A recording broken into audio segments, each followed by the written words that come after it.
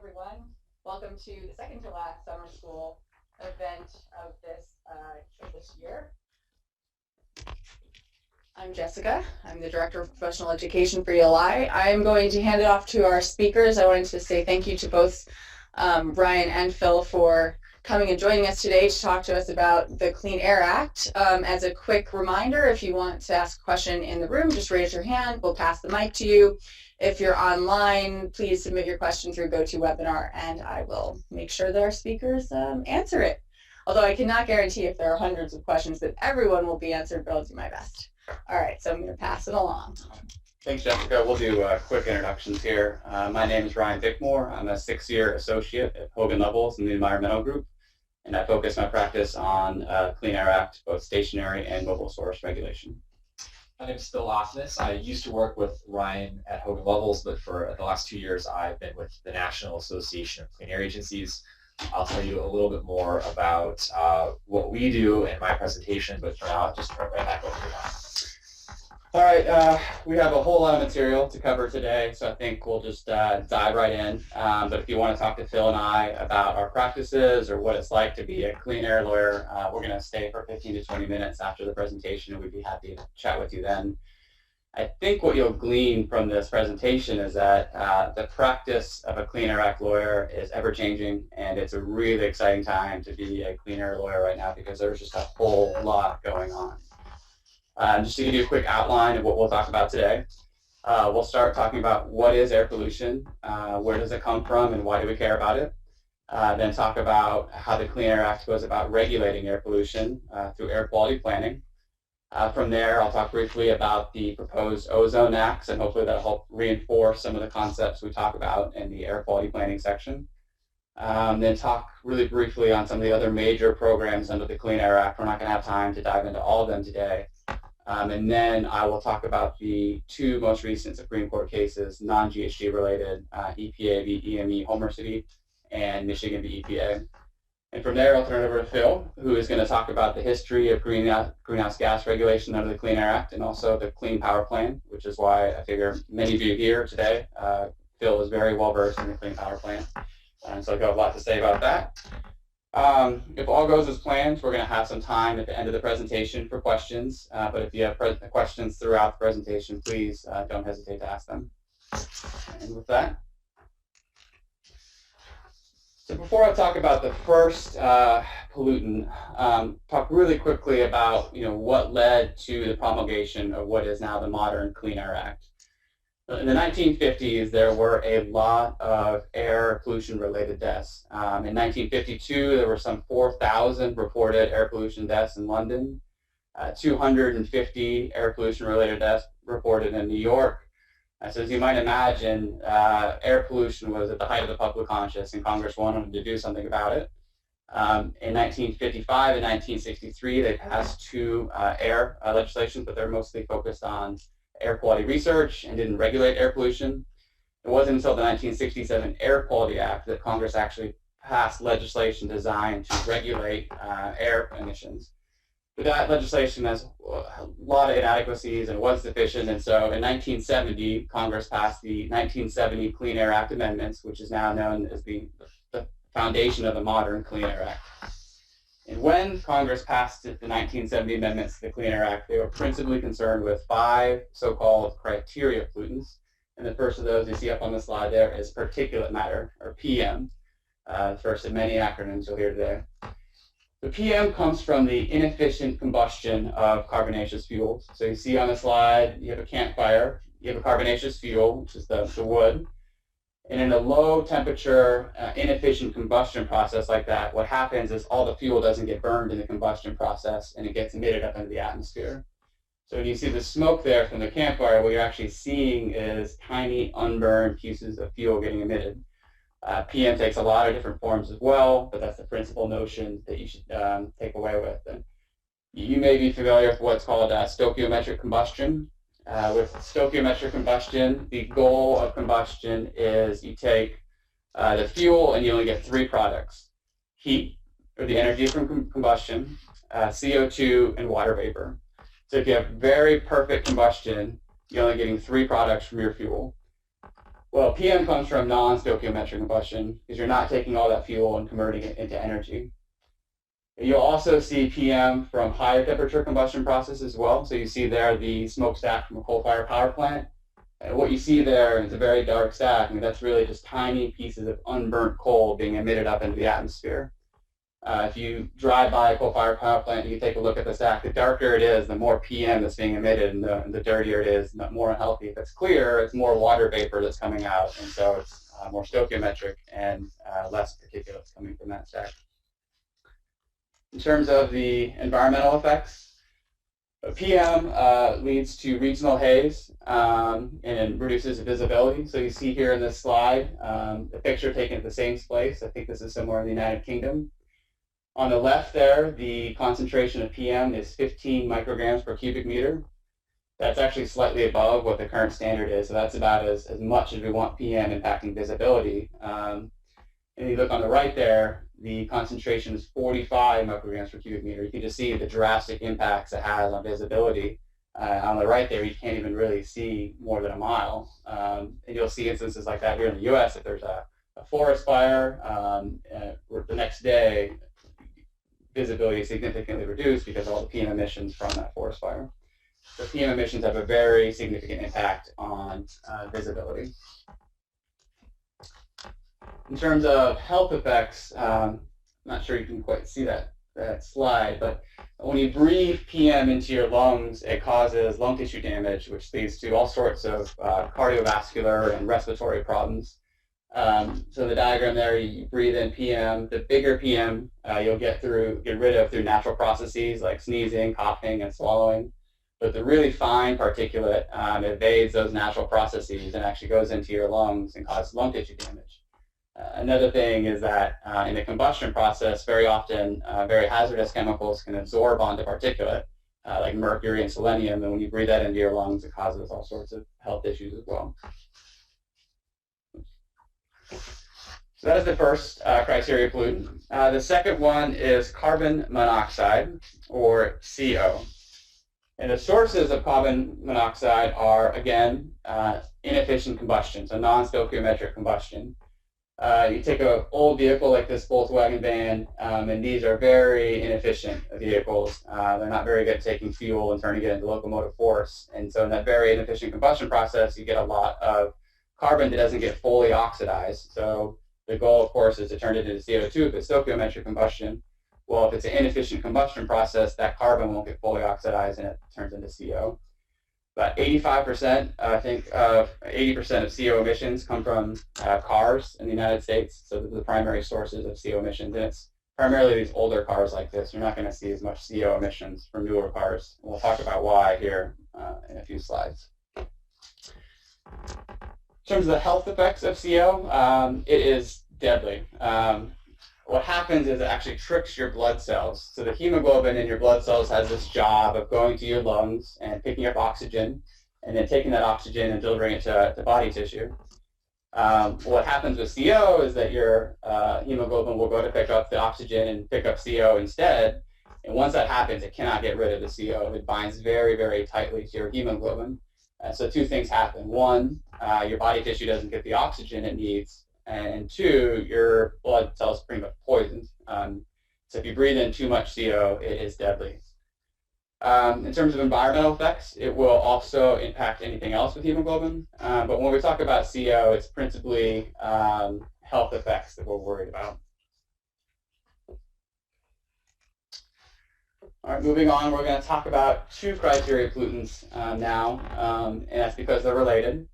And those are nitrogen dioxide, or NO2, and ozone, O3. The sources of nitrogen dioxide, oddly enough, are actually high efficient, high temperature combustion processes.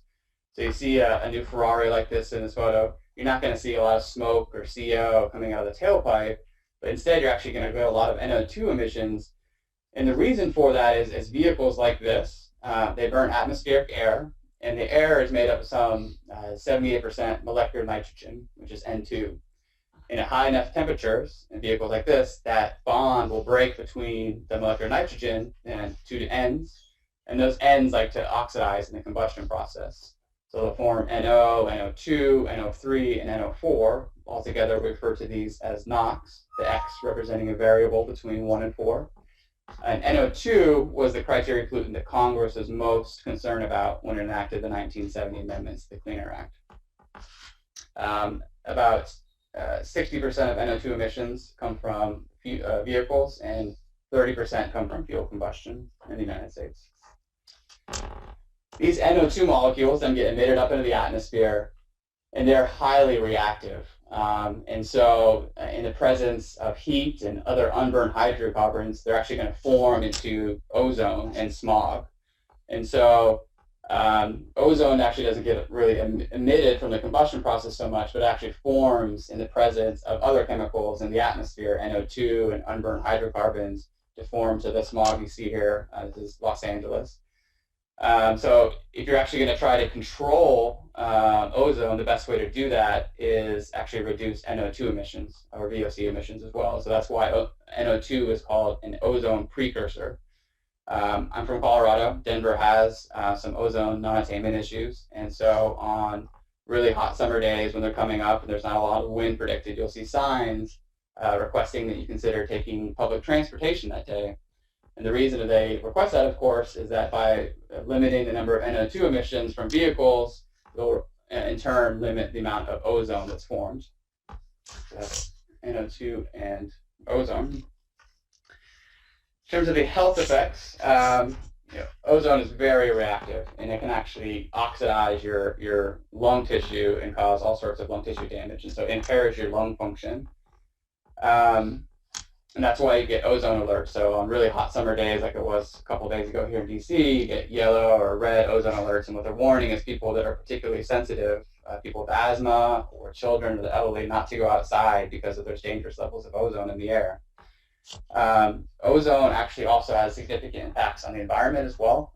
It can oxidize crops. I should have added a slide with the picture and show you the sort of damage it can have on plants, because it actually interferes with the photosynthesis process. But ozone has both human health and environmental impacts. So the fifth criteria pollutant we're talking about is sulfur dioxide, SO2. And the sources of SO2 are a little bit different than the other pollutants. So it doesn't matter if it's an inefficient or efficient combustion process, or if it's high temperature or low temperature. Sulfur dioxide comes from the combustion of sulfur-laden fuels. And here you see a picture of coal. That's the principal one in this country, but pretty much all fossil fuels have trace amounts of sulfur in them, including gas before that's cleaned out in the refining process. And so fuel combustion accounts for about 85% of SO2 emissions in the United States. And as you might imagine, you have the S in the fuel that gets oxidized in the combustion process to form into SO2. These SO2 molecules then go up into the atmosphere, and they combine and interact with water vapor to form H2SO4, which is sulfuric acid. And that comes down in the form of acid precipitation and has very damaging effects from the environment. As you can see, this is a picture of the Adirondacks. It increases, this acid rain increases the acidity of the water bodies, and when the trees and plants take up that acid, then it really interferes with the processes, and so it's just significant from environmental impact. It also leads to the formation of regional haze. So this is Shenandoah National Park, not too far from here. You can see just how much visibility can be impacted from a good day and a bad day. That's because SO2 in its condensable phase forms into a really fine particulate. In terms of health effects, it also, just like PM, like I said, it can turn into a particulate. When you breathe in those particulates, it causes lung tissue damage. So there's also health impacts with SO2 as well. So those are the 5 criteria pollutants that Congress was principally concerned with when it enacted the 1970 amendments to the Clean Air Act. But Congress also gave EPA the authority to add additional pollutants, and the only one that they ever have is here, is on the screen, lead. And that was a result of successful litigation by the NRDC in the 1970s. So lead comes from the combustion of leaded gasoline. I would bet that 95% of the people in this room have never actually put leaded gasoline into the car, and so as you might imagine, the way that we've phased out lead emissions is by phasing out the use of leaded gasoline. why are we putting lead in gasoline to begin with? I mean, it's not there naturally. Well, there was a lot of misfiring and rattling of engines back in the 50s, and engineers realized that if they put lead into gasoline, it actually smooths out the combustion process. And it wasn't until they realized the significant air impacts that they actually had to phase that out. Years later, after lead was phased out, they came out with MBTE, and for a while that was a miracle chemical until they realized it was a strong groundwater contaminant, and they had to phase that out as well. Just one of the many examples of how there's no easy solutions in environmental law and Clean Air Act as well. In terms of health effects, lead will kill you. Don't need to talk much more about that. It's very harmful to humans, and so that's why we're regulating it. Before I talk about how the Clean Air Act goes about regulating those pollutants, are there any questions about the criteria pollutants? All right. Oh, we have a question, yes. So those are the only 6 pollutants that are regulated under the Clean Air Act? Those are the 6. So the question was, are those the only 6 pollutants regulated under the Clean Air Act? And the answer to that is no. Those are the 6 criteria pollutants for which there's air quality planning, which we'll talk about, but there's several other pollutants regulated. There's 189 hazardous air pollutants regulated under 112, as well as greenhouse gases. So we'll get to those, but these are the 6 primary pollutants that Congress was most concerned with in 1970. Any other questions? Okay. So the Clean Act requires EPA to establish what are called National Ambient Air Quality Standards, NAAQS, for each of these criteria pollutants. And what these are, they're health-based standards. So EPA essentially takes a cubic meter of air and it asks how much of each criteria pollutant is it safe to breathe in this cubic meter of air. So how much SO2 is safe to breathe in this cubic meter of air, how much PM, how much lead, and set standards based on that. Importantly, EPA cannot consider cost at all when it establishes these standards. And this did not change in light of the Supreme Court's recent decision in Michigan v. EPA, which we will talk about. So it doesn't, if the Supreme Court if EPA decided that no level of SO2 emissions were safe, it doesn't matter if the economy would go into another Great Depression, that's what the standard has to be. So these are completely health-based standards that EPA must set for each criteria pollutant. EPA cannot consider cost, but they can consider uncertain science. So they don't have to, if there's a study out there that suggests that there might be impacts on humans or the environment at a certain level, EPA is allowed to consider that. We don't have to be certain of these impacts. And also they can provide for an adequate margin of safety. So EPA, when they set these NAAQS standards, they really set them with the susceptible populations in mind. People with asthma, children, or the elderly. And they set it at a level just above, below, I should say, where there's impacts on those susceptible populations.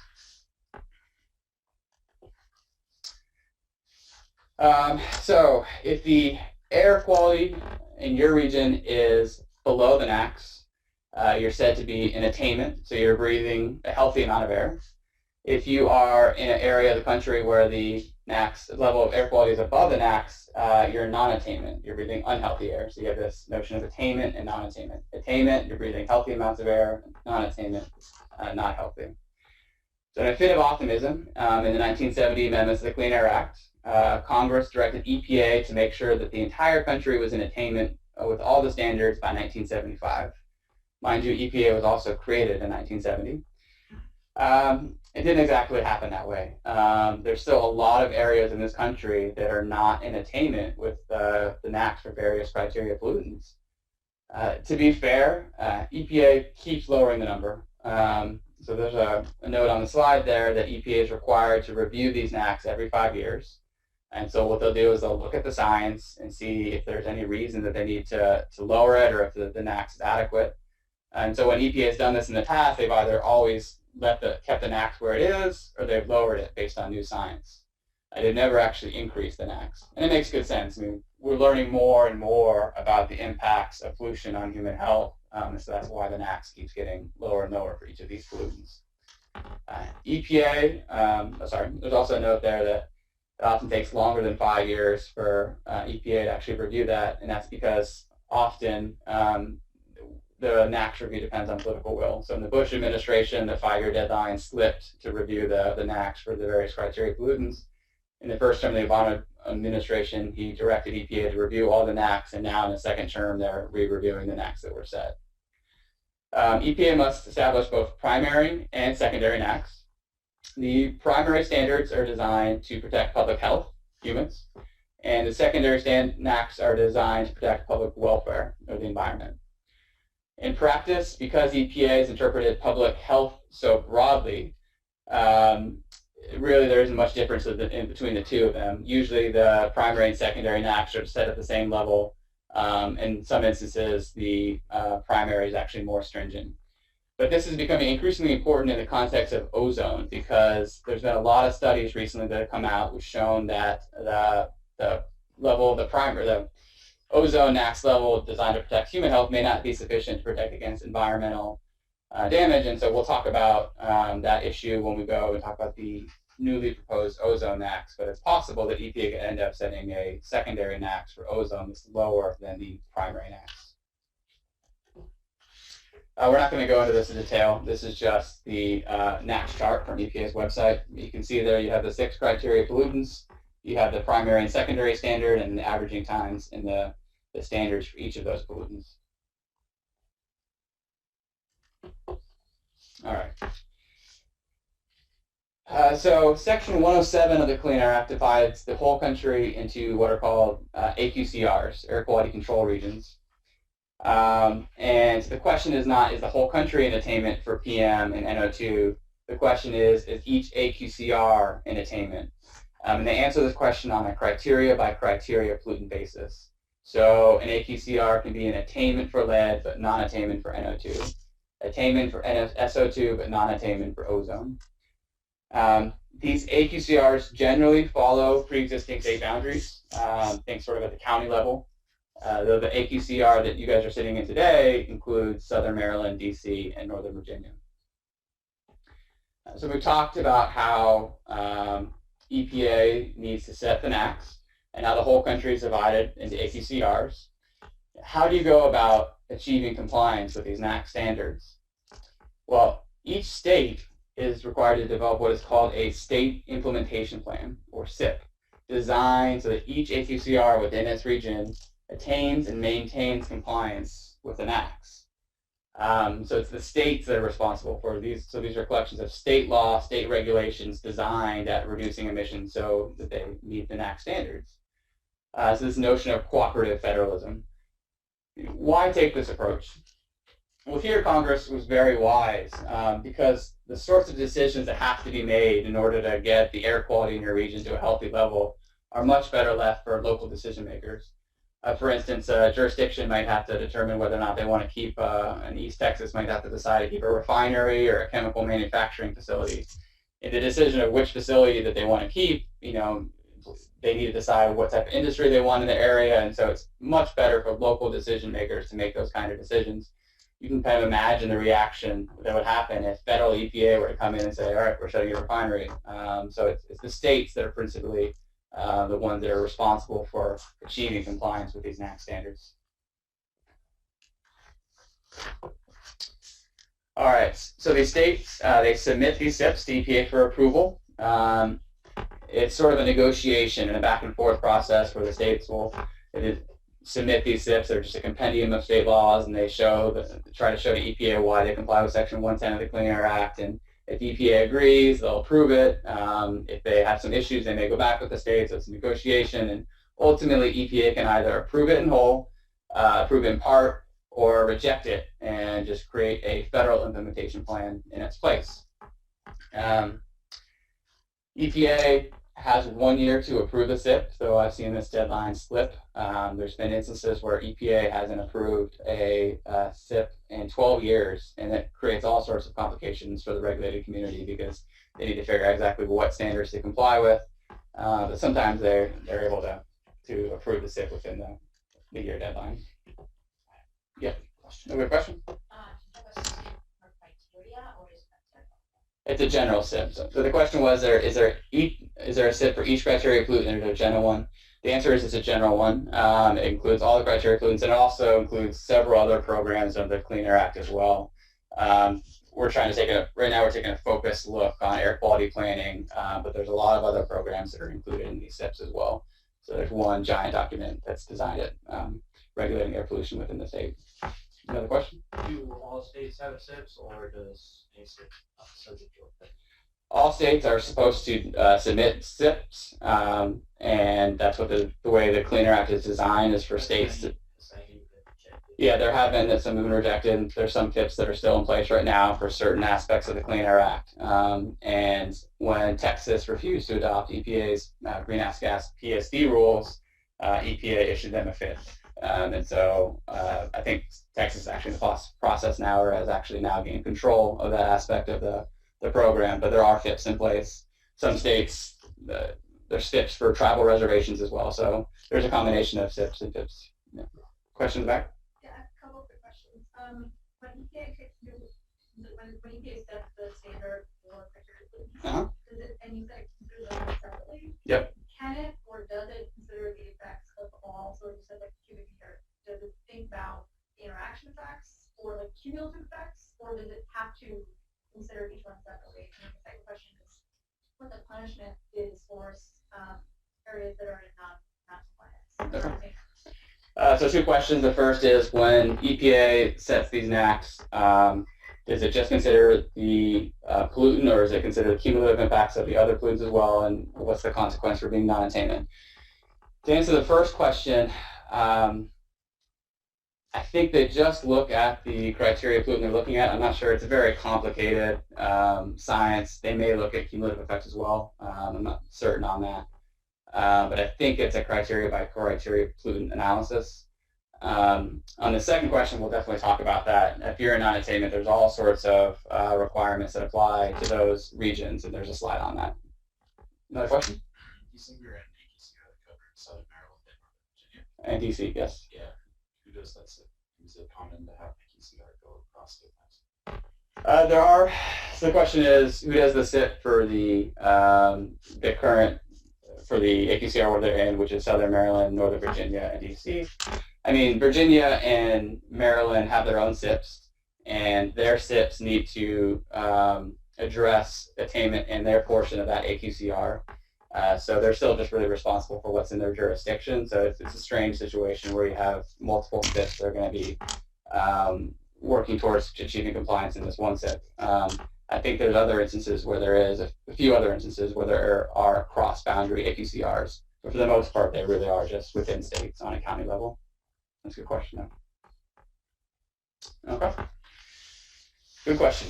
All right, so this is just a list of what needs to be in a state implementation plan to be approvable by EPA. There needs to be have enforceable emission limitations, be able to require sources to monitor their emissions and report any violations, have to be provisions for enforcement, have to be able to collect air quality data in the area, have to prohibit NAAQS violations in other states. This is the good neighbor provision, which we'll talk about in a bit. Prohibit sources from contributing to non-attainment. So if a state knows that a particular source is contributing to non-attainment at a particular receptor within the state, they have to be able to do something about it, either require them to shut down or to install controls, and to be able to periodically revise the SIP as well. So what happens if a state refuses to submit a SIP? What if the state just says, we don't care about air quality, we care about industry, take a hike EPA? Well, EPA has several enforcement tools in order to get states into line. The first and foremost is the restriction of federal highway funding. You want to see a congressional delegation light up, you threaten to restrict their federal highway funding. As far as I know, EPA has never threatened or to even restrict federal highway funding, but the mere fact that it's available is a very strong tool for EPA. In addition, they can just promulgate a FIP. So I mentioned in response to this gentleman's question, what are there any FIPs out there? Well, when Texas refused to adopt the EPA greenhouse gas PSD rules, EPA said, well, you have to have those rules in place. So they issued a FIP. And then all new sources in Texas had to get a GHG permit from, new major sources, had to get a GHG permit from EPA's regional office in Dallas, Texas. So they can control the air quality program if the state's not going to do it. They can increase offsets. So we'll talk a little bit about the non-attainment program in a few slides, but in non-attainment areas, if you're going to build a new major source that's going to emit 110 tons per year of SO2, you have to get offsets for those emissions, usually at a ratio of 1.1 to 1 or 1.2 to 1. So if you're going to build a new source that's going to emit 100 tons of SO2, you have to get offsets for 110 tons of SO2, either at that source or at another source within the AQCR. So EPA could say, well, let's make that ratio 2 to 1. And that would really effectively stymie new development in the area because these offsets are very difficult to obtain. And finally, EPA can simply refuse to approve any construction permit in the area. As you might imagine, that's a very strong enforcement tool. In reality, states really have an interest in having good air quality for their citizens as well. And so states have very sophisticated air programs. And so EPA doesn't really need to rely on these enforcement tools, except for on the fringe issues like GHG regulation. Principally, states really have very sophisticated programs. All right, so now I'm going to talk about, we talked about how EPA establishes the NACs and how the whole country is divided into AQCR, and states submit these SIPs to achieving NACs compliance within each AQCR. I'll talk about one of the major programs within those SIPs, and that is the New Source Review Program. There's two different types of New Source Review, depending on whether or not your area is in attainment or not. If you're in attainment, the New Source Review Program that applies is called the Prevention of Significant Deterioration, or the PSD program. And under the PSD program, every AQCR is designated as a Class 1, Class 2, or Class 3 area. Class 1 areas are areas that we really want to protect air quality and visibility, like national parks. And then the rest of the country is actually just Class 2. So if you're going to build a new source or make a major modification of the existing source that's going to impact a national park, there's actually additional requirements that apply that you have to consider. Otherwise, everyone's just in Class 2 and the same requirements apply. So the Prevention of Significant Deterioration Program, as its name suggests, is designed at preventing significant deterioration. So you live in an area where the air quality is healthy. Congratulations. But what we want to make sure is we don't get a bunch of new sources come in and build a bunch of new factories and plants so that emissions come up and they're right at that next level and it's unhealthy to breathe the air. And the way that the PSD program does this is this notion of increment. So if the NACs level for PM is right here and the baseline PM levels in this AQCR right here, we'll establish an increment somewhere in the middle and say this is the amount of new pollution that we'll allow in the area. That way that once you get up to that level, you're not still right up against that NACs level. The PSD program is a pre-construction review program. So before you build any new major source or make a major modification to any existing major source, you have to get a pre-construction permit. And these permits can take a long time to get, sometimes as long as 18 to 36 months, depending on how complex they are. So this is a very significant program. And you are a major source if you have the potential to emit 100 tons per year of any of the criteria pollutants, if you're one of 28 listed categories, source categories under the Clean Air Act. If you're not one of those 28 categories, then you have a major source if you have the potential to emit 250 tons per year. The threshold for major modifications is usually about 40 tons per year. And so if you are a new major source or you're making a major modification in an existing source, you have to install what is called Best Available Control Technology, or BACT. We'll talk about on the next slide what that means. And also you have to conduct air quality modeling and monitoring. So you have very sophisticated air modeling programs where they'll take the baseline concentration pollutants of an area in the area, they'll model in all the nearby sources and the new source and determine whether or not the new source is going to result in an NACs violation, and if it is, they have to do something about it, install controls or do various things. So they're very complicated modeling programs that have to be run prior to even getting a pre-construction permit. So again, you can't even begin construction on a new source until you get this permit in hand. What is best available control technology? Well, according to EPA, you determine back through a 5-step process. Most states adopt this 5-step approach, not all. And in the first step, the source has to identify all the available control technologies in the area.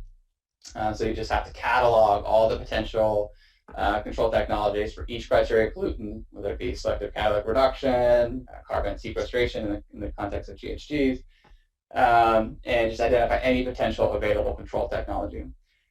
There's a lot of litigation that happens in this context on whether or not, like, how broad you have to define that scope. If you're wanting to build a new coal-fired power plant, do you have to consider building a natural gas plant instead?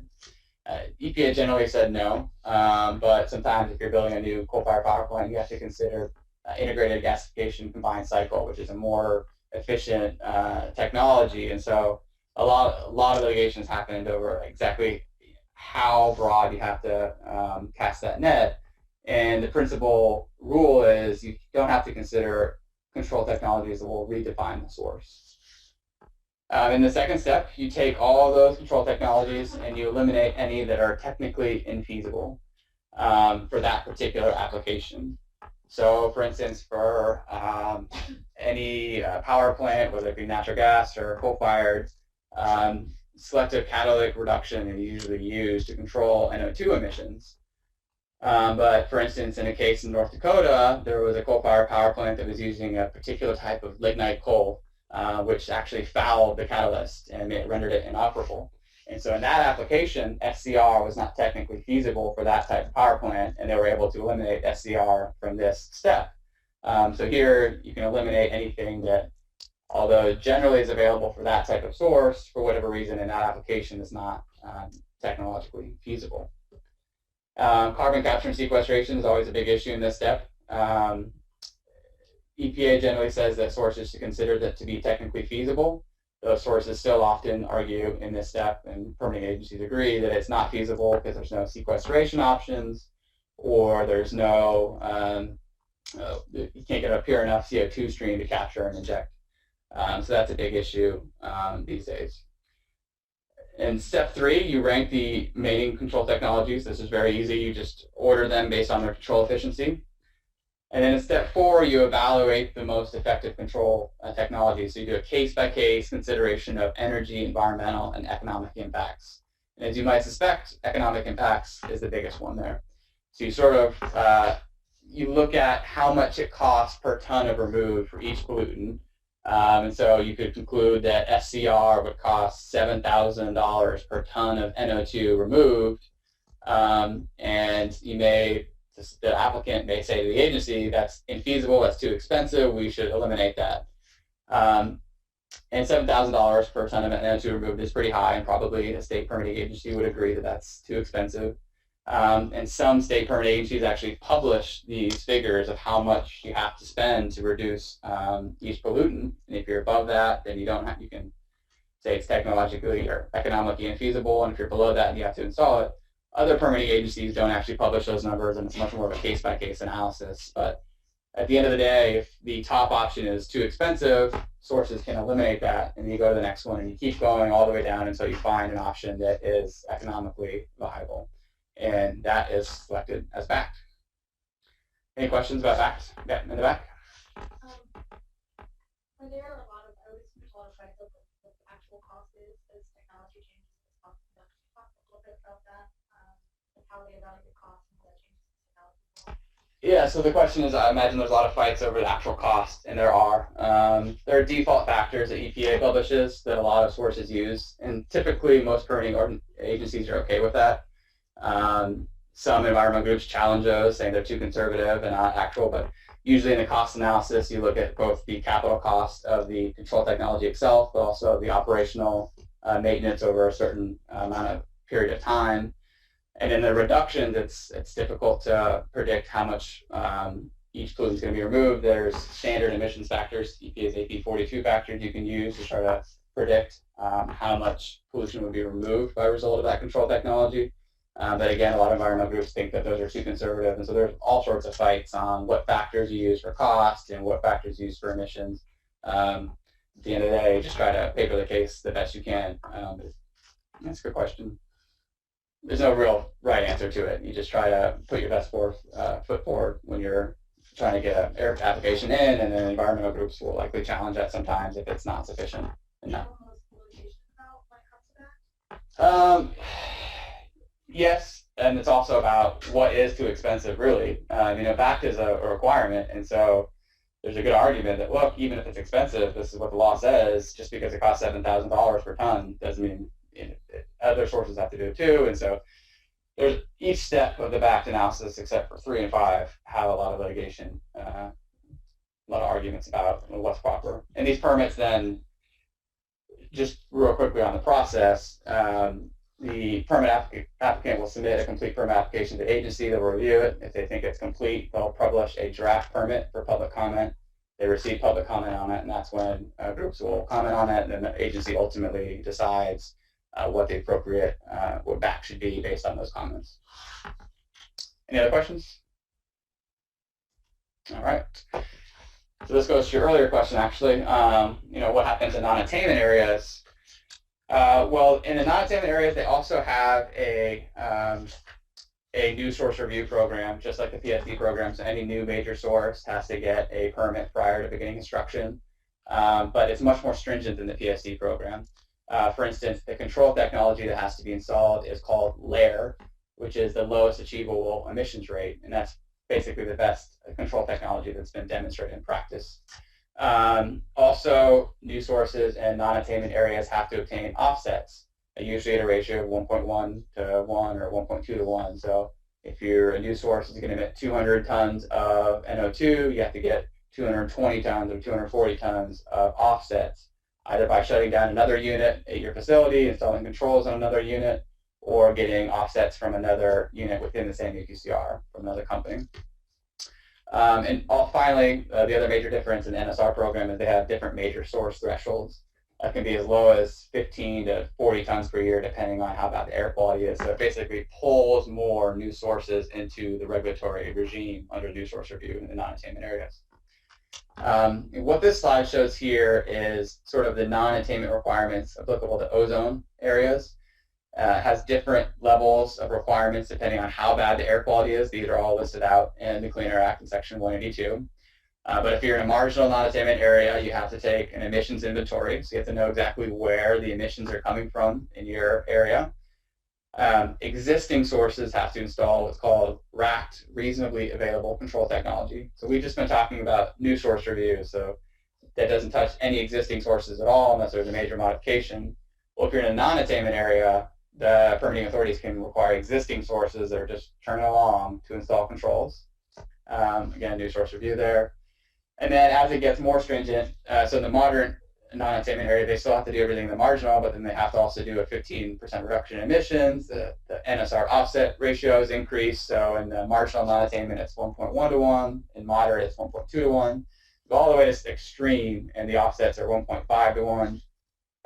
And you have to get reduced vehicle miles traveled. So you have to implement public transportation programs. And so this is just trying to give you an idea of what sorts of requirements apply in non-attainment areas, and also to understand that the level of requirements depend on how bad the air quality is. And as you might suspect, the goal here is to get these areas into attainment. So they're breathing unhealthy air, so it's not just stopping any increased air pollution, you're trying to reduce it. So that's why we require offsets. That's why we can go to existing sources and require them to install controls. But the goal of the non-attainment program is eventually that those areas would be in attainment. Question? I think you touched on this briefly earlier, but are there instances where where non-attainment of one air quality control region could affect the air quality in the next one, and putting them into? Very good question. The question is, are there instances where one state can affect another state's non-attainment? The answer is absolutely yes. There's a case about that, and we'll get to that when we talk about EPA, VEME, homer cities. But there definitely is cross-state air pollution, and it is a very big deal. Air pollution can travel hundreds of miles, and so. Oh, another question? Thanks.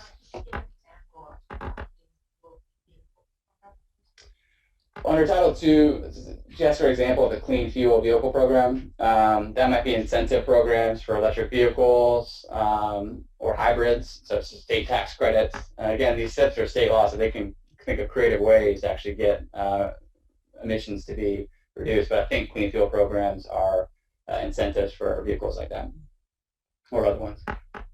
Never actually dealt with that provision before. So.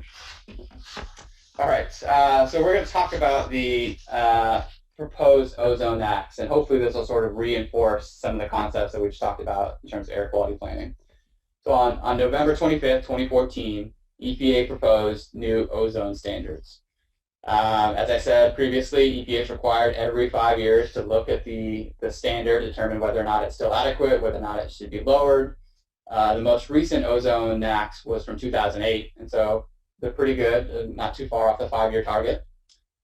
And in that proposal, EPA proposed to set the standard somewhere between 65 and 70 parts per billion. The current ozone max is 75 parts per billion, so EPA is proposing to lower it.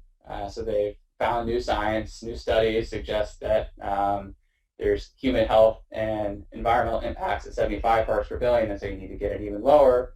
And so that's what EPA is proposing to do, though they're going to accept comment on keeping the current standard of 75 parts per billion. They've said that they're accepting comment both on primary and secondary. So even though they said they're proposing the same range for both of them, it's possible that EPA will set a different standard for each one of them. And as I mentioned earlier, a lot of new science suggests that there's a lot of impact from ozone on the environment, and so it's possible that EPA could end up promulgating a secondary NAAQS that's even lower than the primary NAAQS. So it'll be interesting to see whether that happens. And EPA is under a court order deadline to issue this rule by October 1st, and by all accounts, people expect that it will be issued by then. So what happens if EPA sets the new ozone NAAQS at 68 parts per billion, which is within that range of 65 to 70?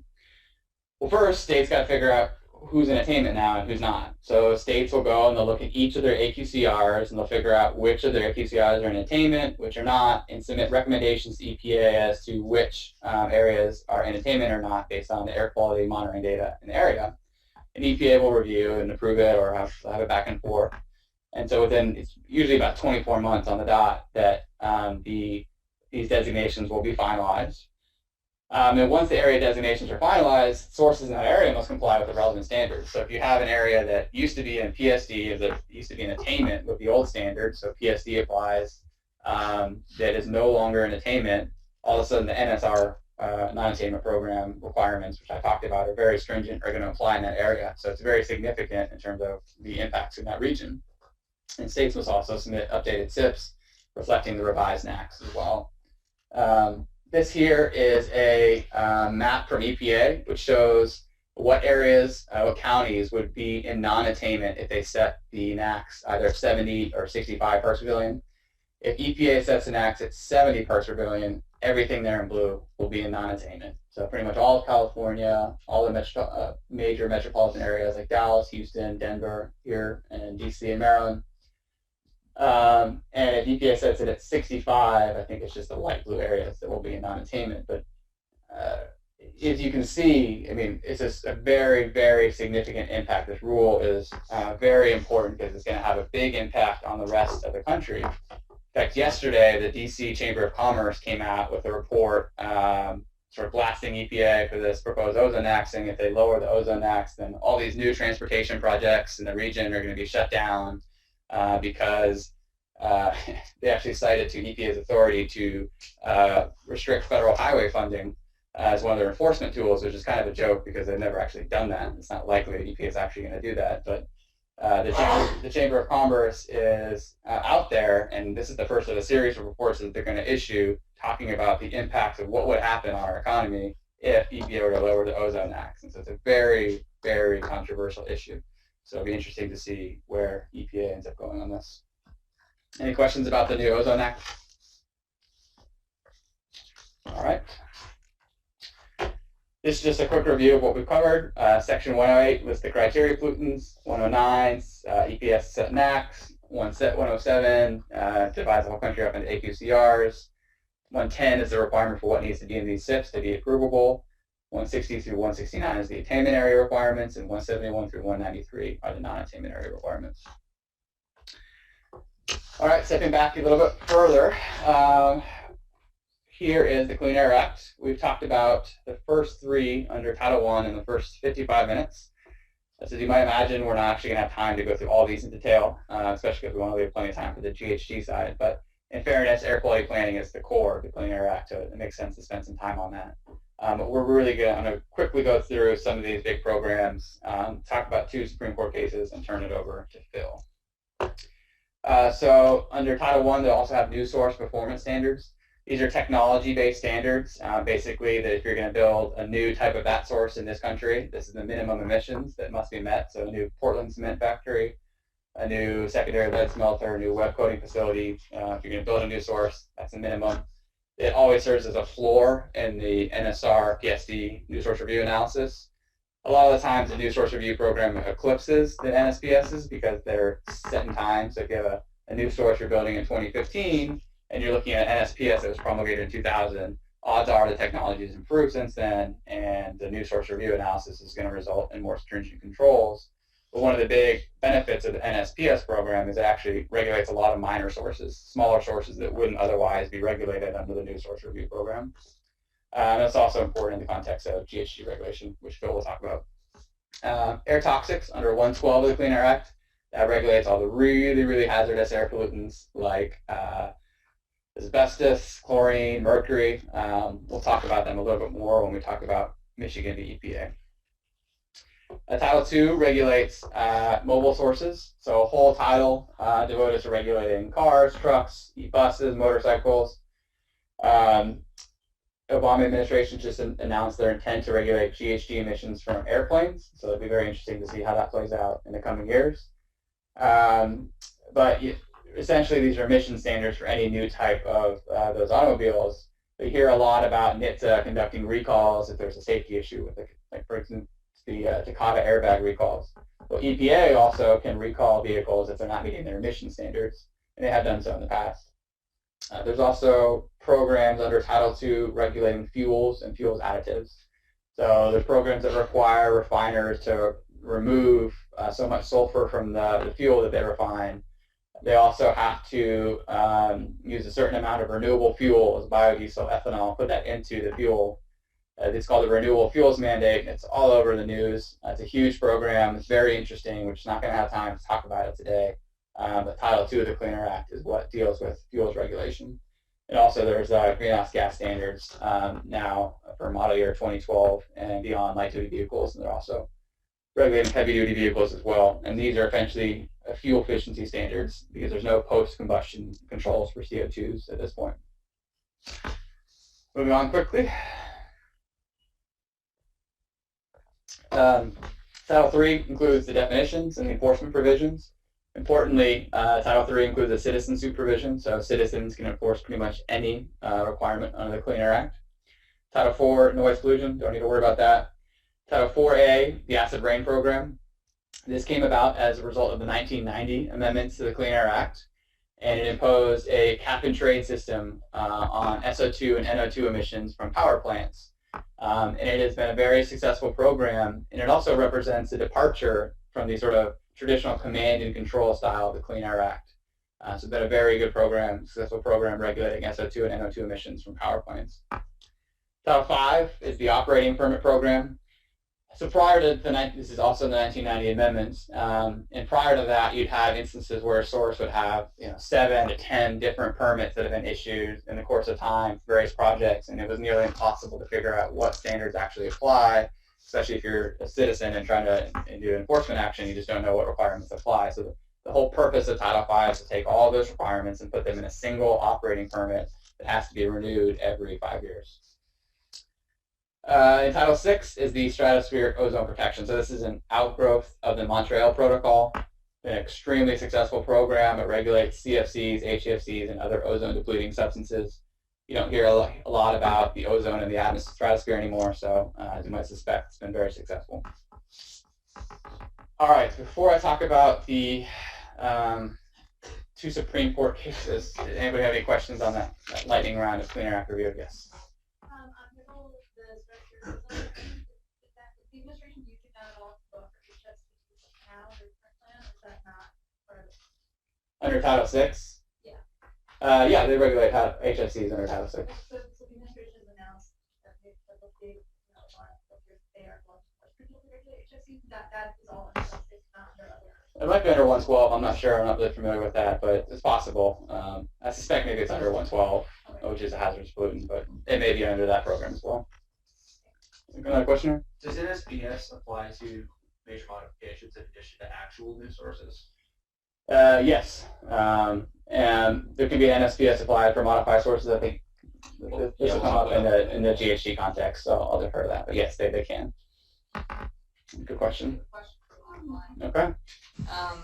I'll ask it for a questionnaire, and we'll see if we'll see what it says. Can EE technologies be considered a BACT? Okay, what technology? It says EE technologies. Energy efficiency for back? Yeah. So, okay. Yes, that's a good question. This is going to bleed a little bit into what Phil's section is, but under the PSD program, all pollutants subject to regulation under the Clean Air Act are regulated under the PSD program. So whenever EPA decided to regulate greenhouse gases from motor vehicles in 2012, then greenhouse gases actually became subject to regulation of the PSD program, and there's a big case about that, and Phil will talk about it. So they're right to note that greenhouse gases are subject to PSD review, and energy efficiency measures are certainly pretty much always selected as BACT for purposes of GHG reduction if carbon capture and sequestration is not available, when it typically is not. So yes, energy efficiency measures can be BACT and typically are for greenhouse gases. Any other questions? All right, I'll try to go over this a little bit quicker. So we have plenty of time for greenhouse gases and questions at the end.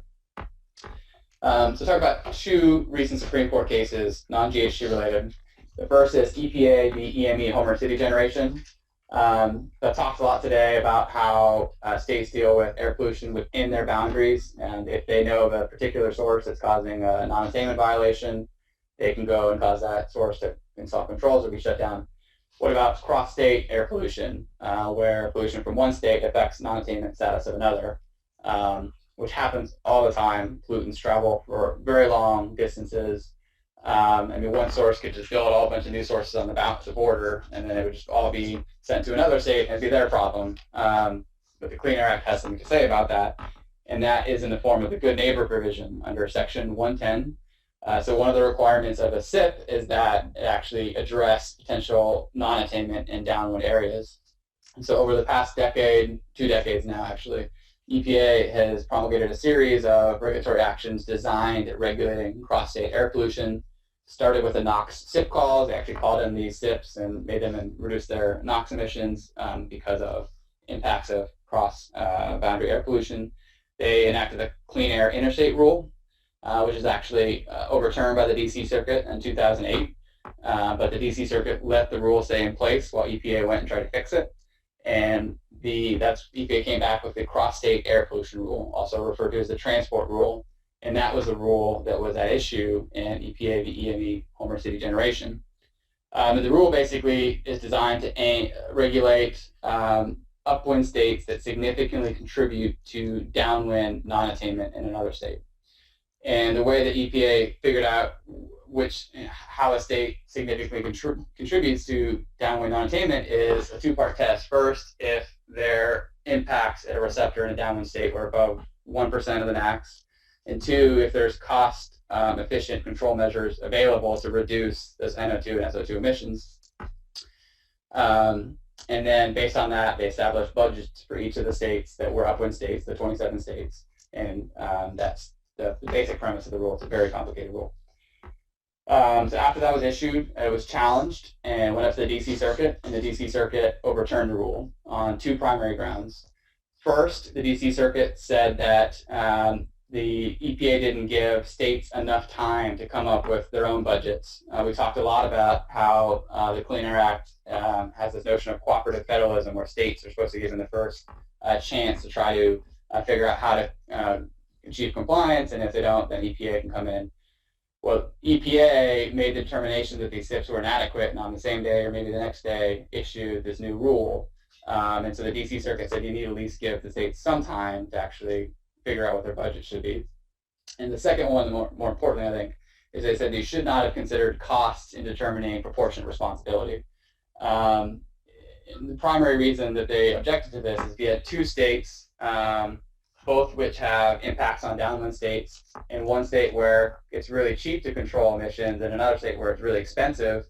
that one state where it's cheap to control emissions may have to shoulder more than their fair share, and the other state where it's expensive may not even have to reduce emissions at all, based on the way that EPA structured this rule. It said you shouldn't consider costs. It should be just based on proportionate responsibility, because one state may have to do more than they're actually contributing to downwind non-attainment.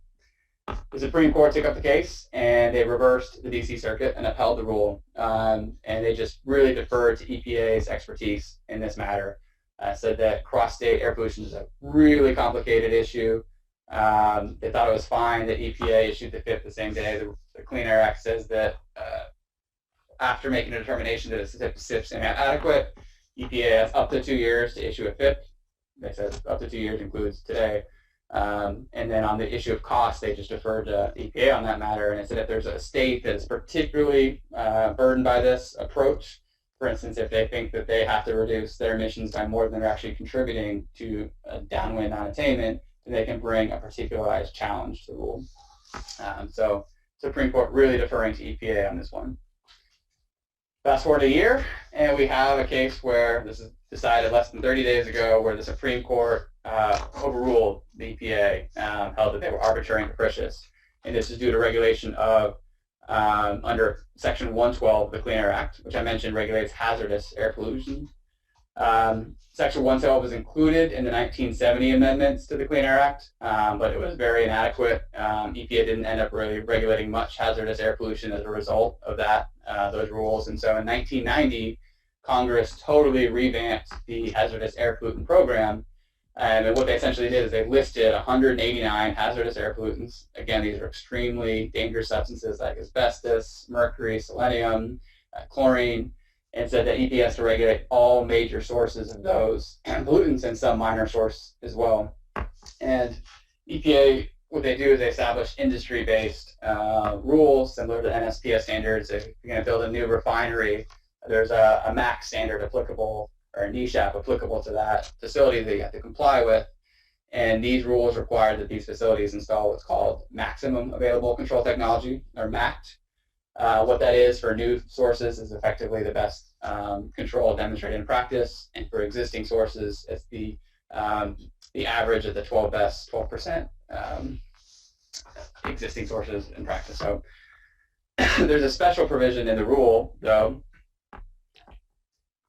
that applies just to power plants. And the reason that they included this provision is because, as I mentioned a couple slides ago, also in 1990, the Clean Air Act, or the Congress enacted the acid rain program under Title 4A, which regulates SO2 and NO2 emissions from power plants.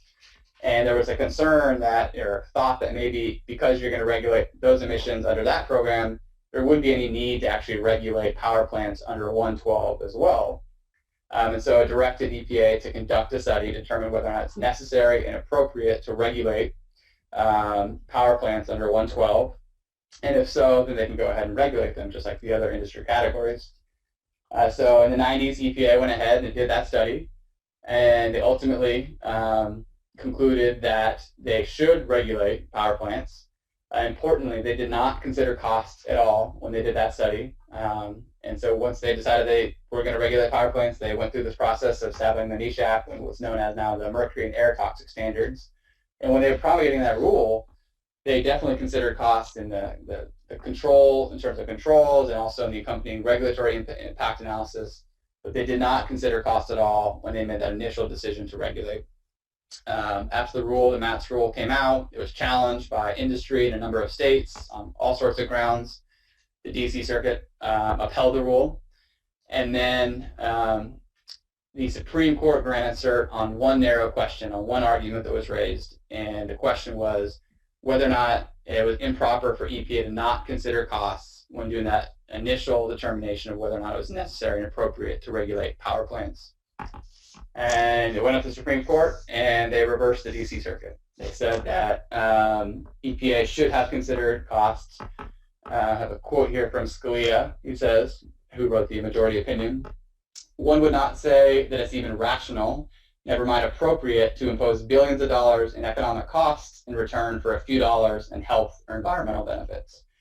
So even though agencies are often afforded deference, especially when there's an ambiguous statutory provision, Scalia said even under that deference, it's ridiculous that EPA would not consider costs and figure out whether or not it's necessary and appropriate to regulate power plants. He said there has to be just at least some consideration of costs, that EPA went far beyond its bounds here, and so they overturned the DC Circuit's decision. Justice Kagan, in dissent, they said that they thought it was perfectly reasonable that EPA decided not to consider costs at the opening bell because they considered costs throughout the whole rest of the regulatory process.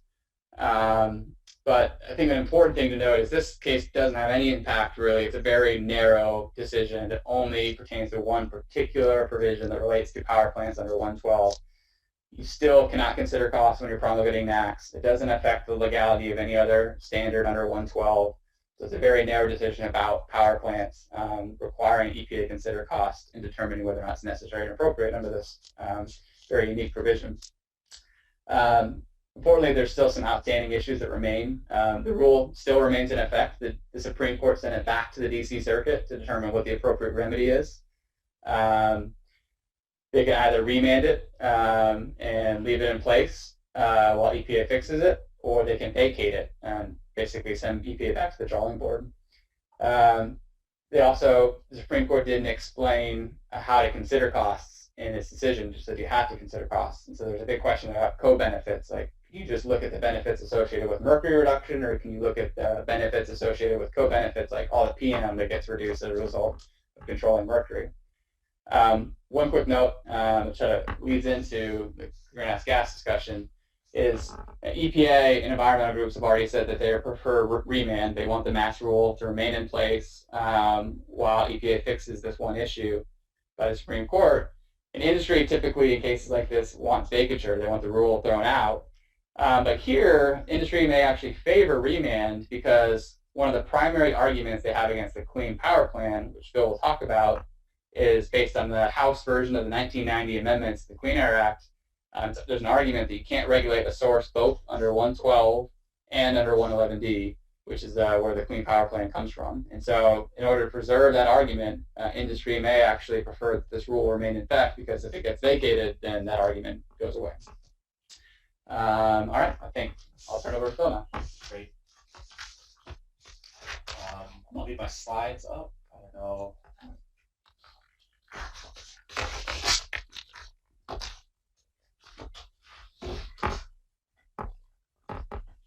Great. Okay.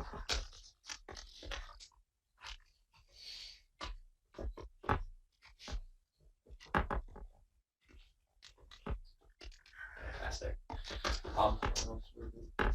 Hello, everyone. Thank you, Ryan. I am going to try to build off of the foundation that Ryan just laid to explore some of the additional ways that the Clean Air Act gets at different types of pollutants and source categories.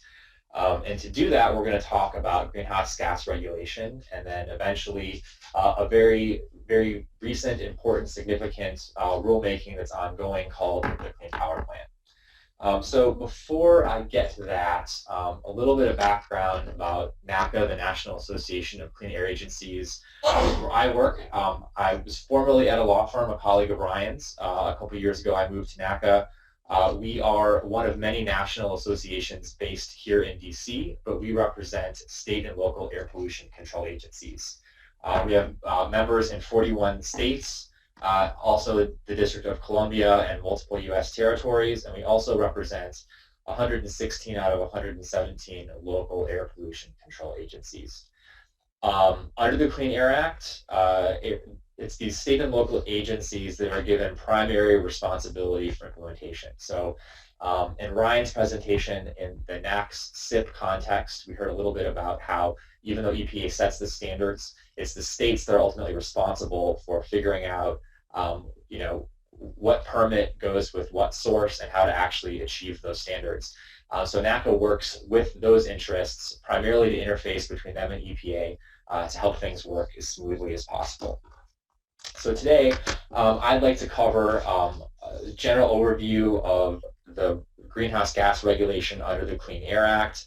I'm going to give a little bit of an overview of a particular program in Title I of the Clean Air Act.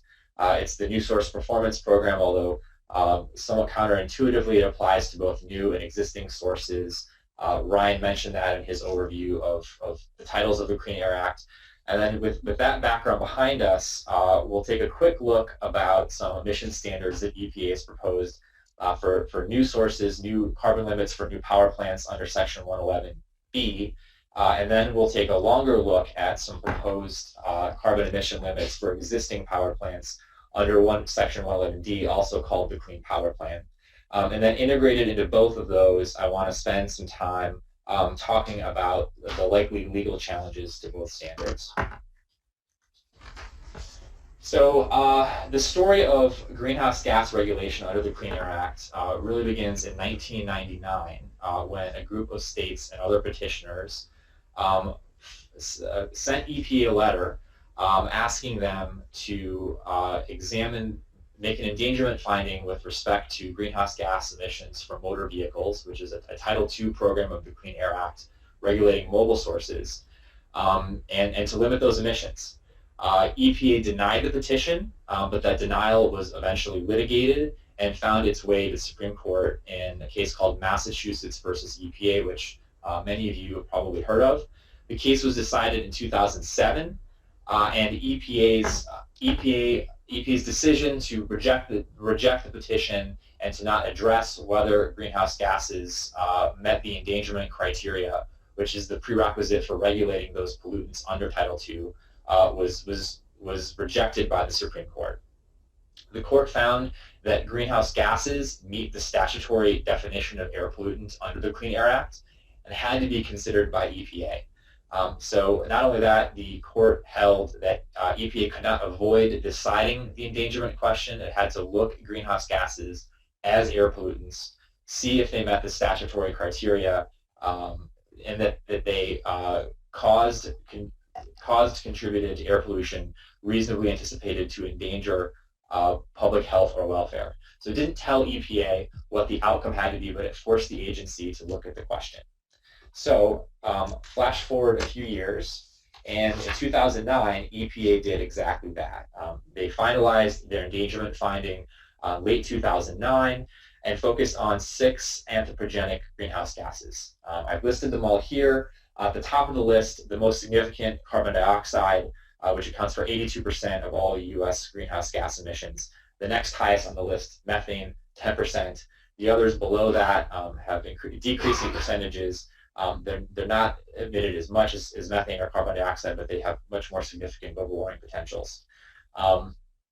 After identifying these gases, EPA determined that their emission in combination, again for mobile sources here, were contributing to global warming and posing a threat to human health and welfare through climate change impacts, including increased temperatures, more extreme weather events, sea level rise, and increased demands on water. So once EPA had the endangerment finding, they met the prerequisite for regulating mobile sources under Title II, and they moved into setting standards for mobile source emissions. There are a bunch of them that have happened now. I've focused on the light-duty trucks and cars set of rulemakings. These have been rolled out in 2 phases. The first phase happened in 2011, and this is essentially a fuel efficiency standard. The bottom line is that the imposition of these standards, which apply, the first round, which applies to model year 2012 through 2016, will increase average fuel economy from 30.1 miles per gallon to 35.5 miles per gallon. These improvements are expected to reduce CO2 emissions by 950 million metric tons over the lifetime of the program and save 1.8 billion barrels of oil. Once EPA completed phase 1, they moved into phase 2. That rule was finalized in October 2012. It applies to model years 2017 through 2025. It includes incentives for production of electric cars and fuel cell vehicles, and it ups the miles per gallon requirements even further, resulting in 54.5 miles per gallon total by 2025.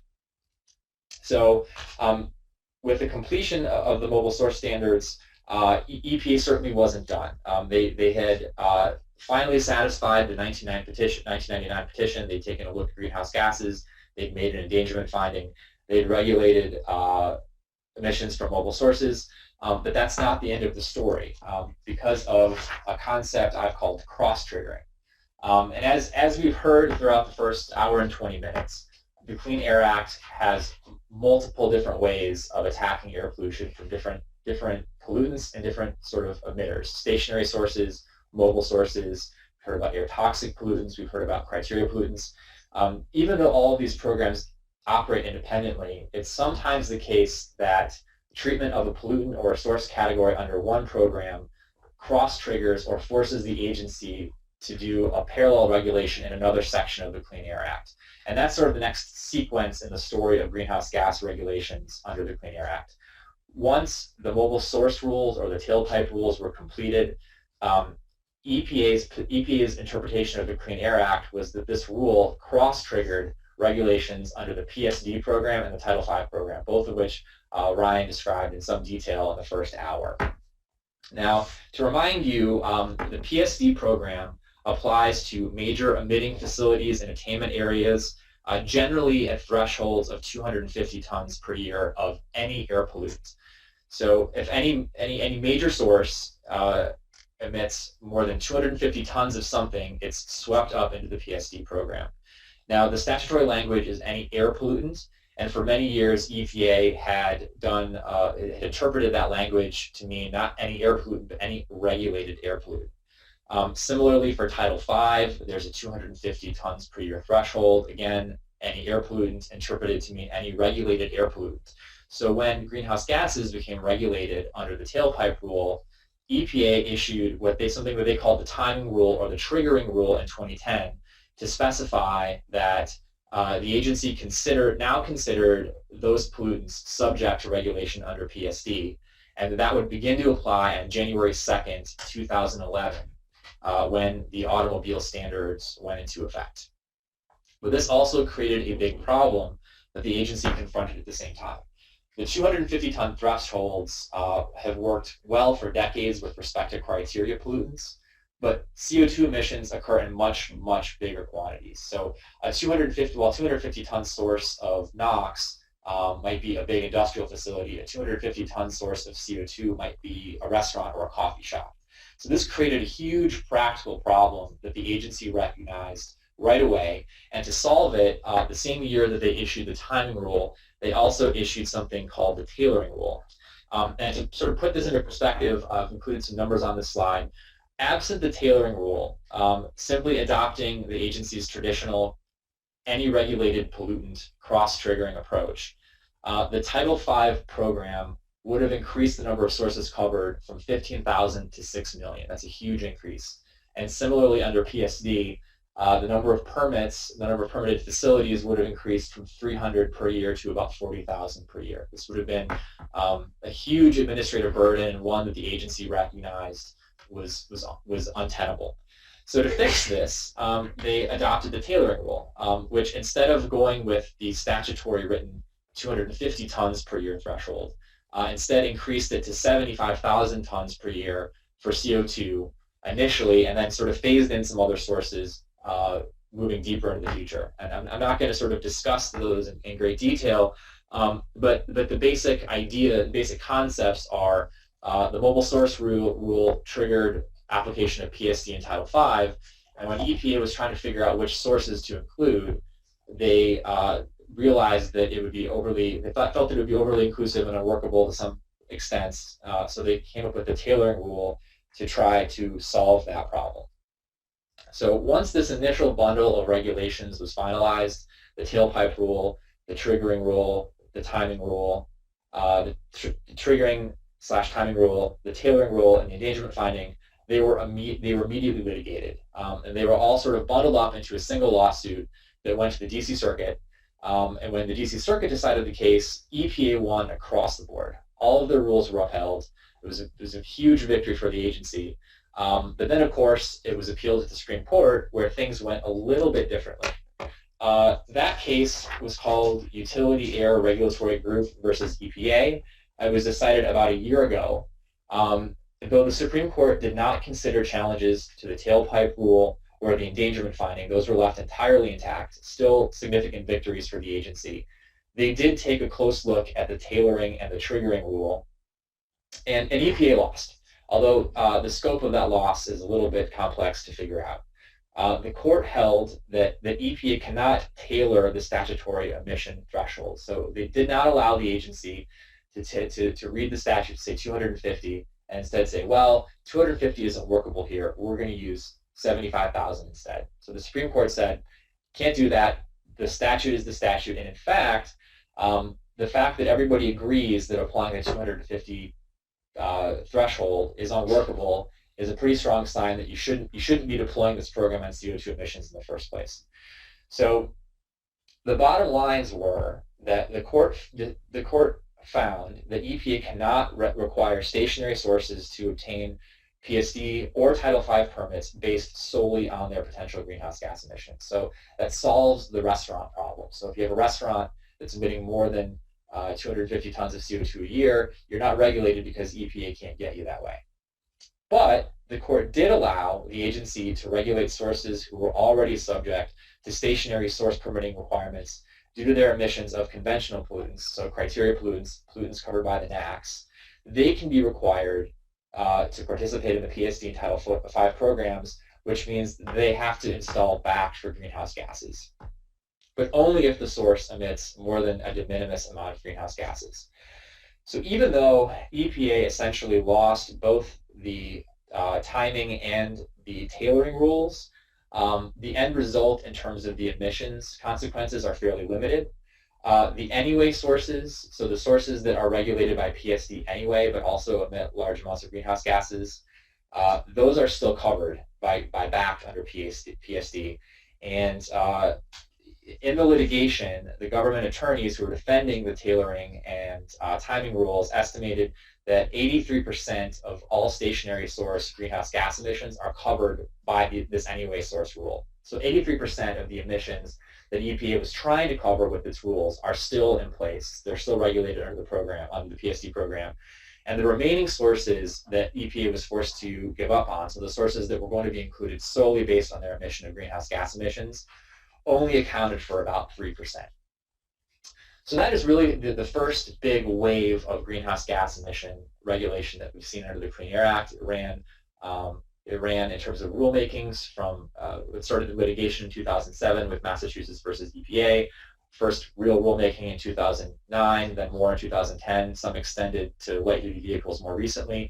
But again, all this is sort of focused on the mobile source piece and the cross-triggering piece. And so at this point, I want to transition into to another category of stationary sources that EPA is regulating.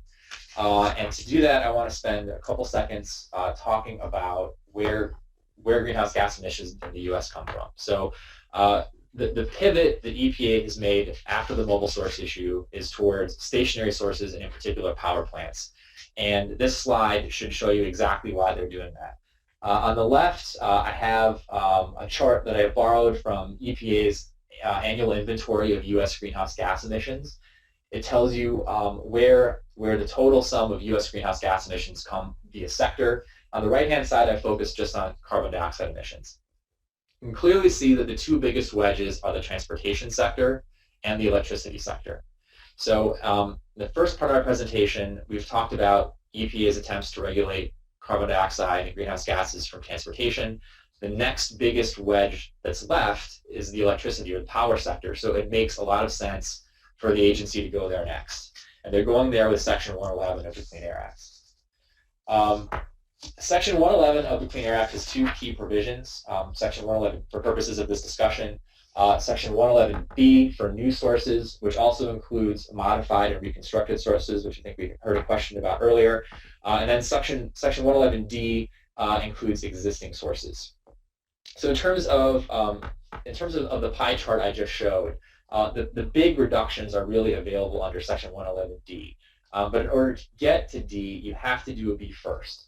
So I want to sort of step through the sequence of steps that Section 111 requires to do that in general, and then after that I will talk a little bit more specifically about the standards EPA has proposed for new and existing power plants.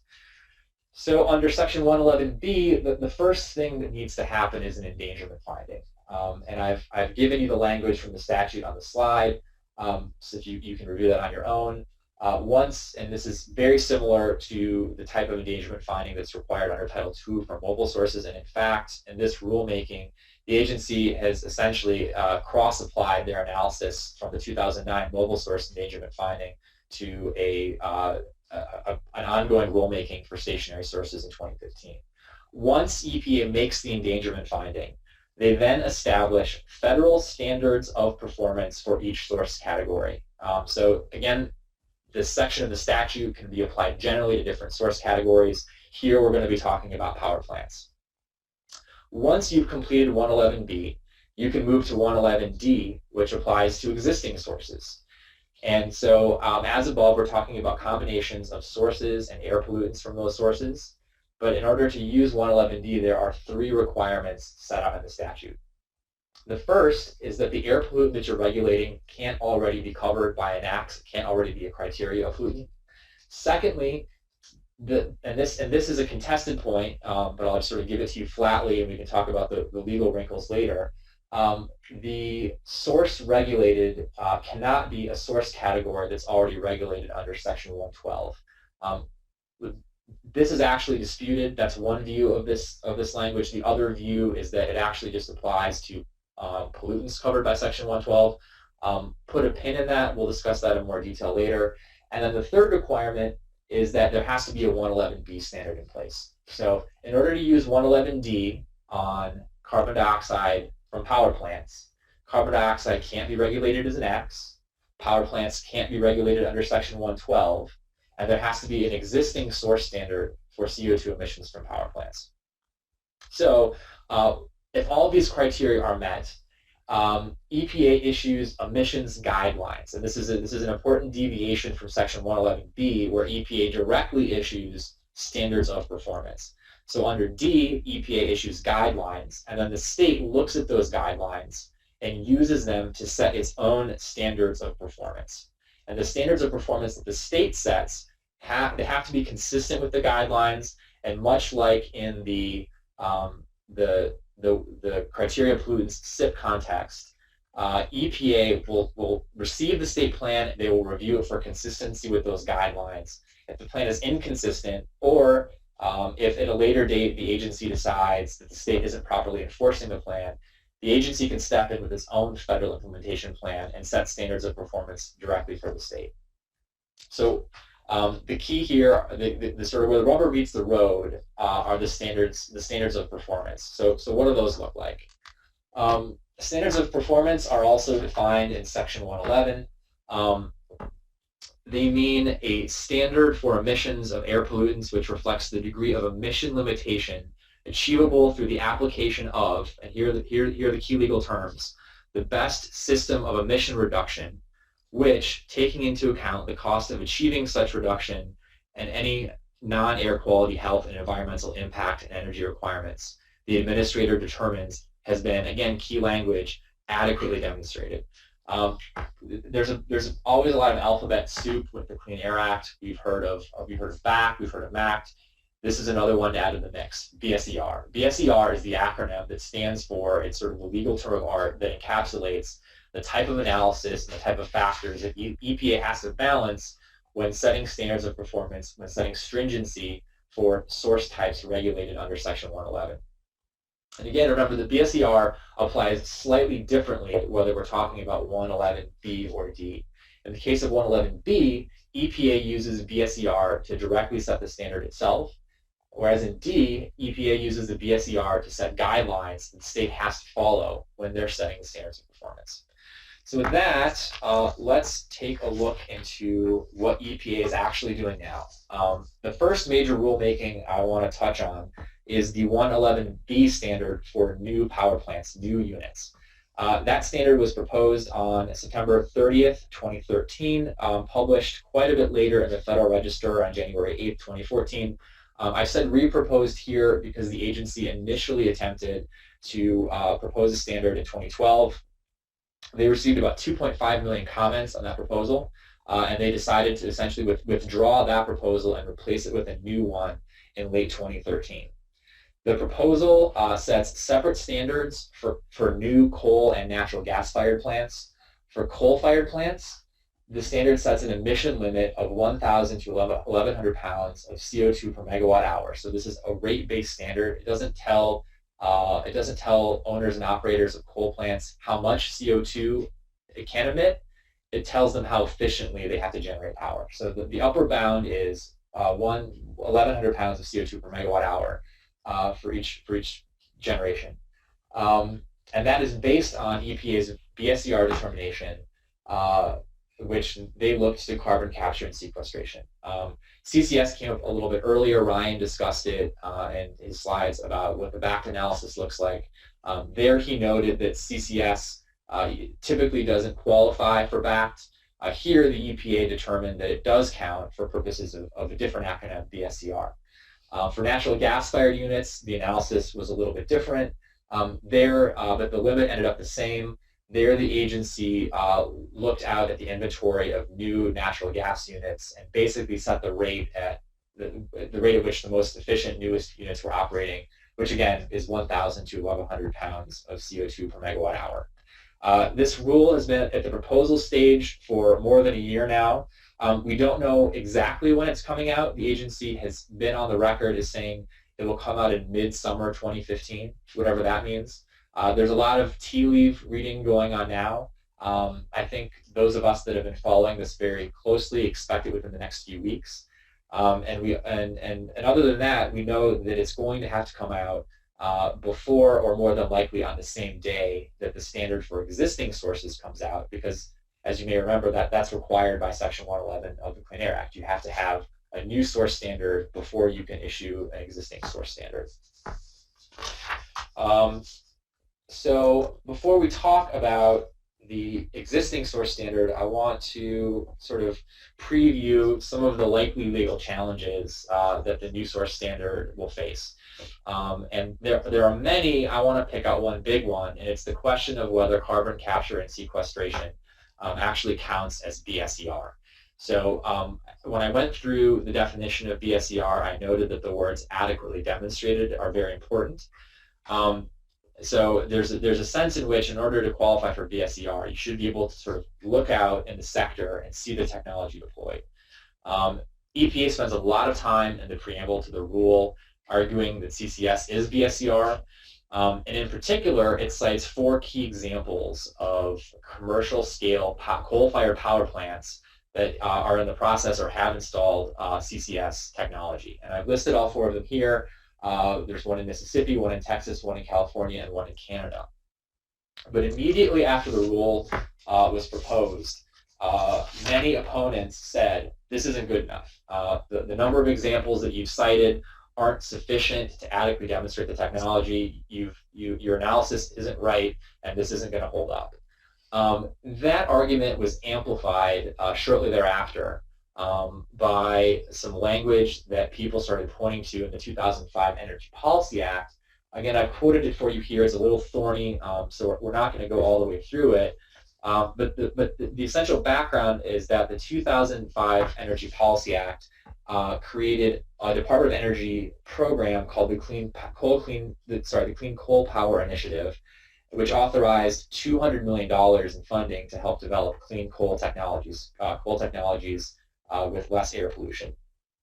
It also authorized tax credits for coal plants engaged in these activities. And buried in both of those programs are these 2 sections here, which limit EPA's ability to set BSER based on projects that receive funding or tax credits from these programs. And of the 4 power plants I listed on the previous slide, 3 of them have received funding under both programs. EPA, I think, recognized this as an issue, and shortly, not too long after they proposed the initial 111B standard, they actually issued something called a Notice of Data Availability, which was, in this case, a fairly lengthy legal memorandum explaining why they didn't think this was actually a problem and why they had enough additional evidence to consider CCS BSER. This is a very live issue. I'm not going to predict how it's going to come out, but I want to flag it for you as something to watch moving forward. We will see a final rule soon. This is going to be discussed at length in the preamble, and it's a really exciting and interesting issue. So I'm going to transition to talk about the new source standard under 111D, but I haven't broken for questions yet. I want to stop and see if anyone has anything. All right. So on to the 111D standard. This is where the big action is right now. Again, in terms of attacking that pie slice in the U.S. greenhouse gas inventory, this is really the key rule. It even has a special name. It's been called the Clean Power Plan. It was proposed on June 2nd, 2014, just about a year ago, published in the Federal Register on June 18th, and it sets 2030 rate-based goals. So again, we're talking a goal in terms of pounds of CO2 per megawatt hour, the same type of goal that EPA established for new units under 111B, but individually for each state, again based on BSER as the statute requires, but in a very, very different way. Whereas before, BSER was set on a combination of the usability of CCS and most efficient natural gas-fired units, EPA took a very different approach here based on what EPA has called building blocks. And I've listed them here. The first is efficiency improvements at each power plant. So that would be installing technology or adjusting operations at affected power plants to increase the CO2 efficiency with which they generate power. The second building block is shifting generation from affected coal-fired units to affected natural gas-fired units. The reduction there comes from the fact that natural gas-fired power plants emit CO2 at about half the rate of coal-fired power plants. So if you generate more of your megawatt hours from lower emitting natural gas-fired power plants instead of higher emitting coal-fired power plants, you're reducing the total rate at which your power sector is generating greenhouse gas emissions. The third building block is building low or zero emitting energy sources. Here, we're starting to move farther away from the sort of inside the fence line control of power plants, and the emissions reduction here come from zero emission generation outside of the affected units that actually displaces. So in building block 2, you can think of it as replacing coal-fired megawatt hours with natural gas-fired megawatt hours at about half the CO2 rate. Here, we're going another step forward, and we're replacing either coal-fired or natural gas-fired units of power with zero emitting power from zero rate emitting power from resources like solar, wind, and new hydro. The final building block that EPA relied on is energy efficiency. And so there, again, it's somewhat analogous to the effect that you see in building block 3 with renewable generation. Instead of generating high carbon emitting megawatt hours from power plants, you don't shift them to zero emitting resources, you just avoid generating them altogether by reducing demand through energy efficiency. So to formulate the state goals, EPA came up with a fairly complex analytical process to apply each of these 4 building blocks individually to every single state to come up with a separate 2030 goal. And we'll dig into a little bit of the math and the complexity of that in a couple of slides. But in addition to that 2030 goal, states also have an interim compliance period that runs from 2020 to 2029, where they also have rate-based emissions targets that they're expected to meet. We've been waiting more than a year for the proposed rule. The final rule, again, it's expected mid-summer, whatever that means. Like the 111B standard, I think most of us watching this expect it to come out in the next few weeks. EPA's analysis of the impacts of the rule predict a CO2 emission reduction from existing power plants of 30% from 2000 levels by 2030. That's the impact, that's not the goal. The stringency is driven by the building blocks themselves. And so one of the sort of subtle details that I think is often lost in the reporting that I read about the rule is that EPA is setting a 30% reduction. Well, they're not actually setting the reduction, it's the consequence of BSER. So because it's interesting and important, and I think because for the last year, as the proposed rule has been debated, it's been the single biggest area of focus. I wanted to spend a little bit of time explaining how the state goal setting process works. And so this is sort of a slightly stylized table-based attempt to hide a lot of math that EPA performed to show you how they came up with a goal for a typical state. I pulled these numbers out of some of the technical support documents that accompany the rule. If you look at the rule itself, all you're going to see is the 2030 goal number on the bottom. You won't see any of the other stuff necessarily. These numbers happen to come from Wisconsin, but you have a bunch of other states to choose from. And the steps are basically these. EPA starts by setting a baseline based on 2012 emissions.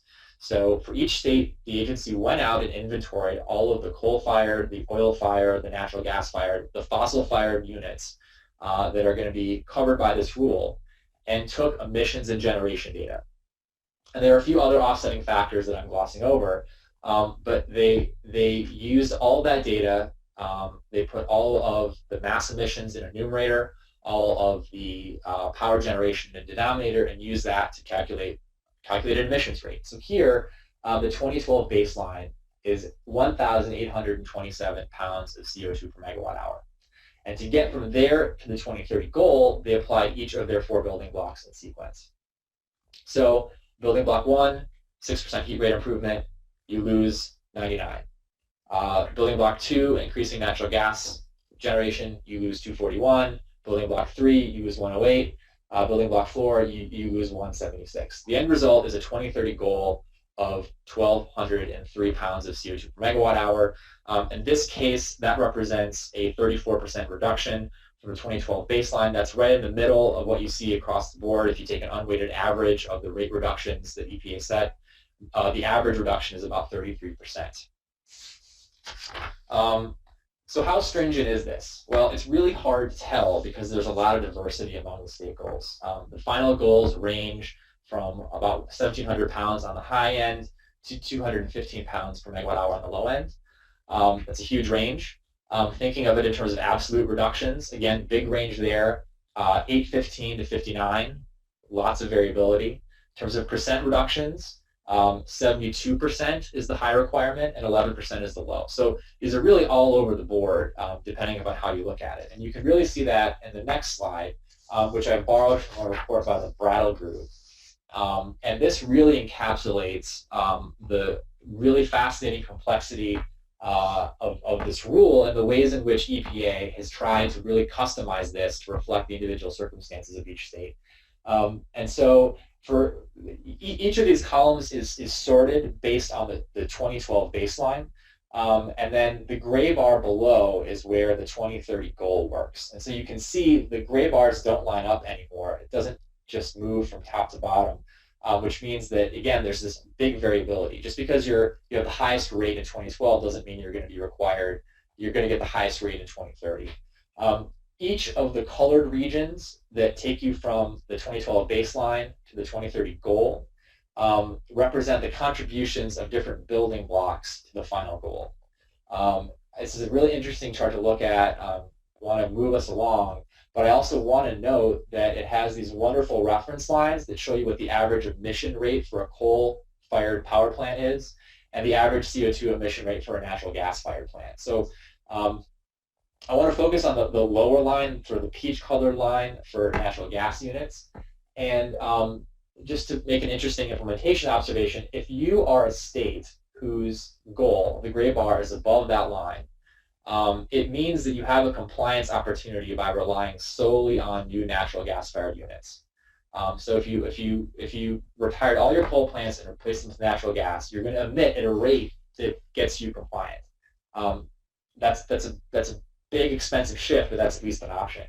If you happen to have a gray bar below that peach line, that's not going to get you all the way there. You're going to have to rely on some of the other building blocks, the renewable generation, the energy efficiency, to reduce demand and get offsets to stay under your limit.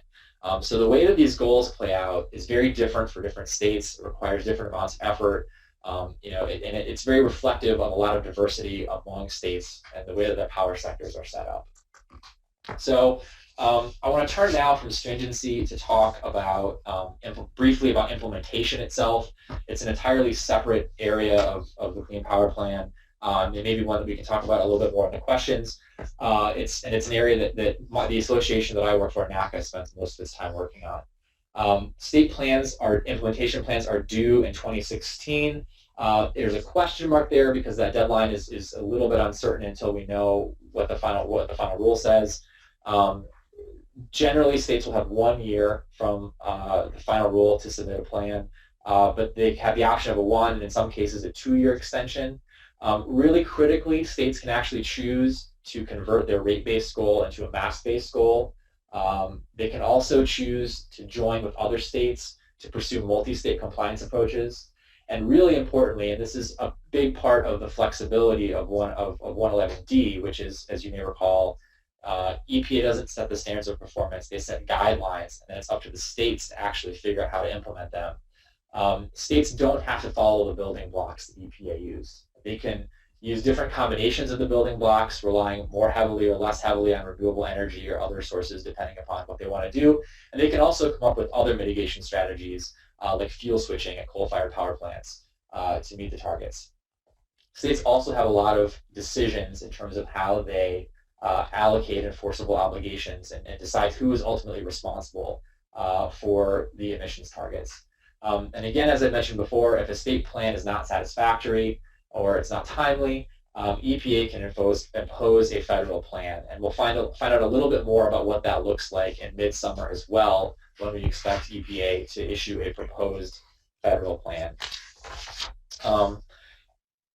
This slide is glossing over a lot of really interesting complexity. We can spend hours talking about each of these bullet points, but we are running low on time, and so I want to change gears to talk about one of the big likely legal challenges to Section 111D. There are actually sort of two big ones that are very obvious that everyone sees coming. One relates, much like in the 111B case, to how EPA set BSER. But the other relates to whether or not EPA has met the threshold requirements in the statute to actually authorize it to use 111D in the first place. And this is related to the MATS rule and the MATS case that Ryan mentioned earlier.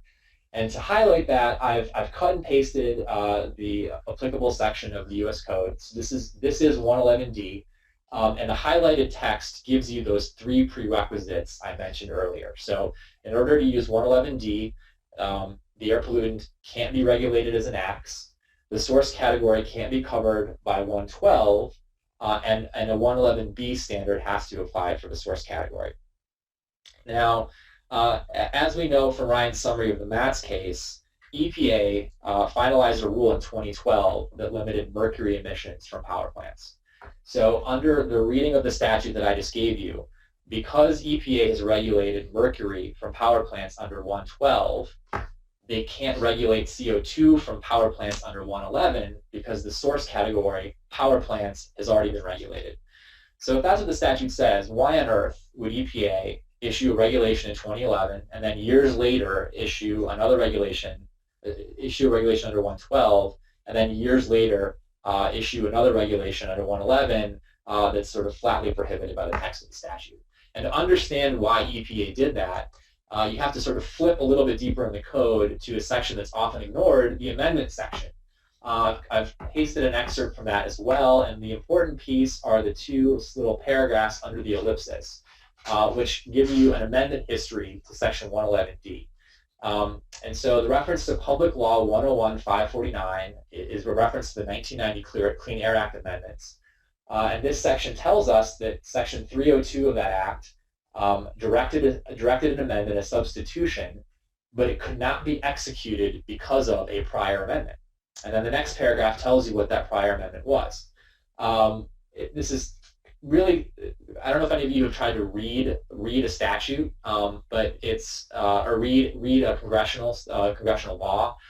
They can be very difficult to understand. They don't even look like red lines. They're instructions on how to build a red line. And so understanding the implications can take a lot of work. And to help clarify that, I've created some red lines for us that show how each of these 2 amendments adjusted the pre-1990 Clean Air Act language. So this is the Senate amendment. So this is the amendment that could not be executed.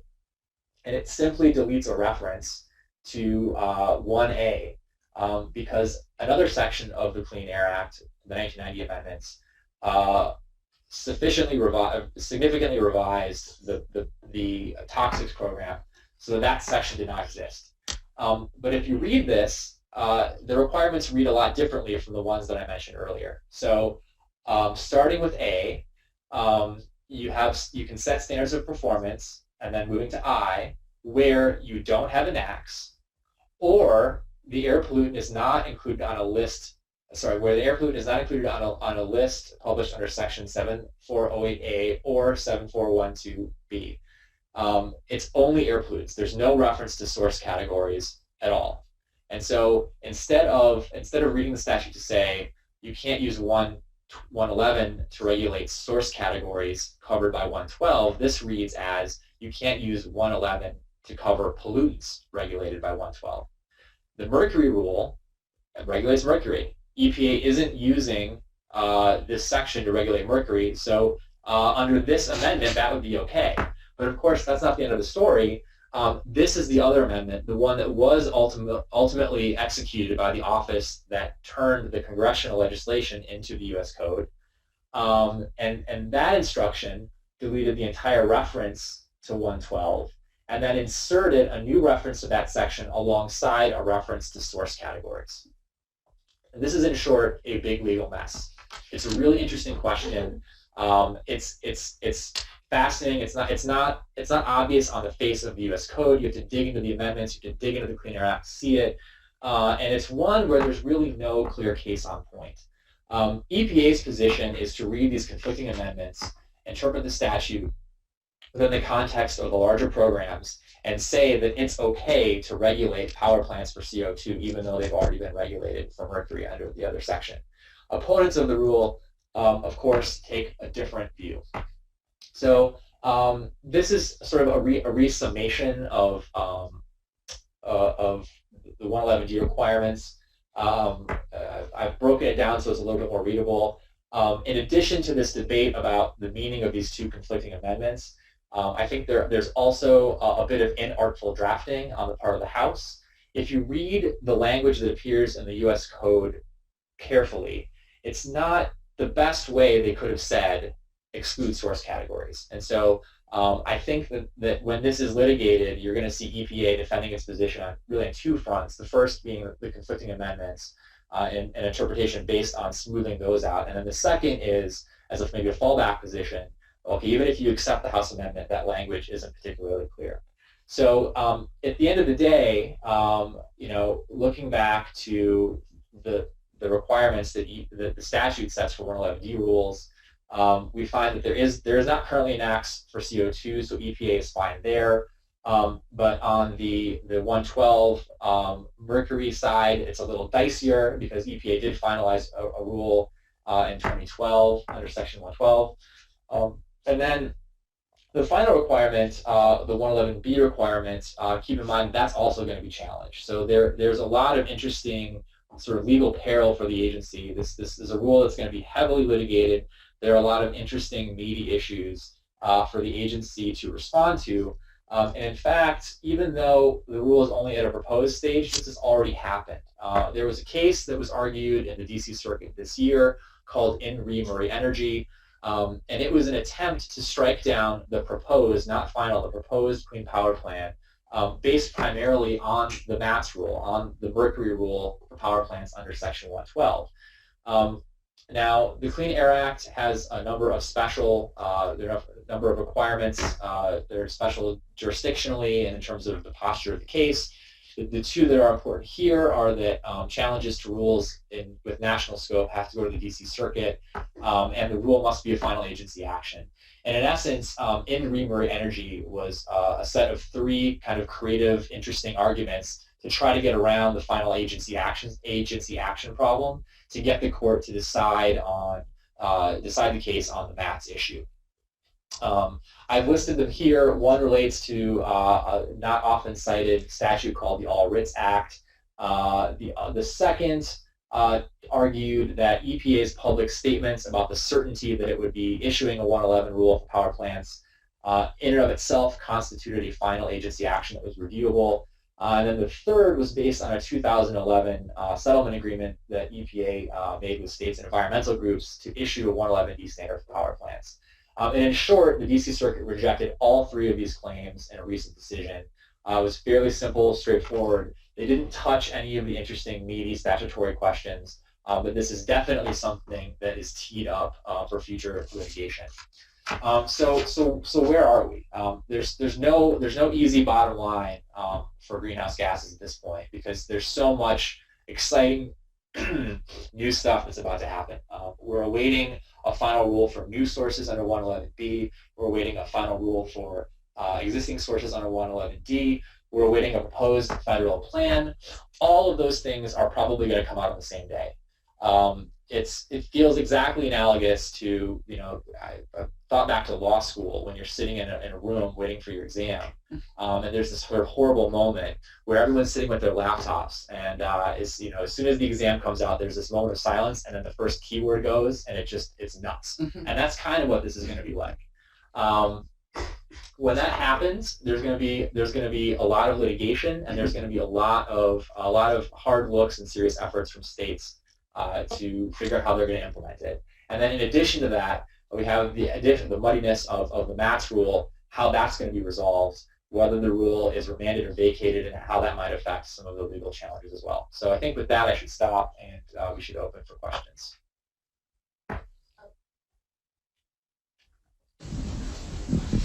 Yeah, building block 3 and the nuclear accounting. Can you speak to that? Yeah, so that's one of the wrinkles I glossed over. And I think in terms of,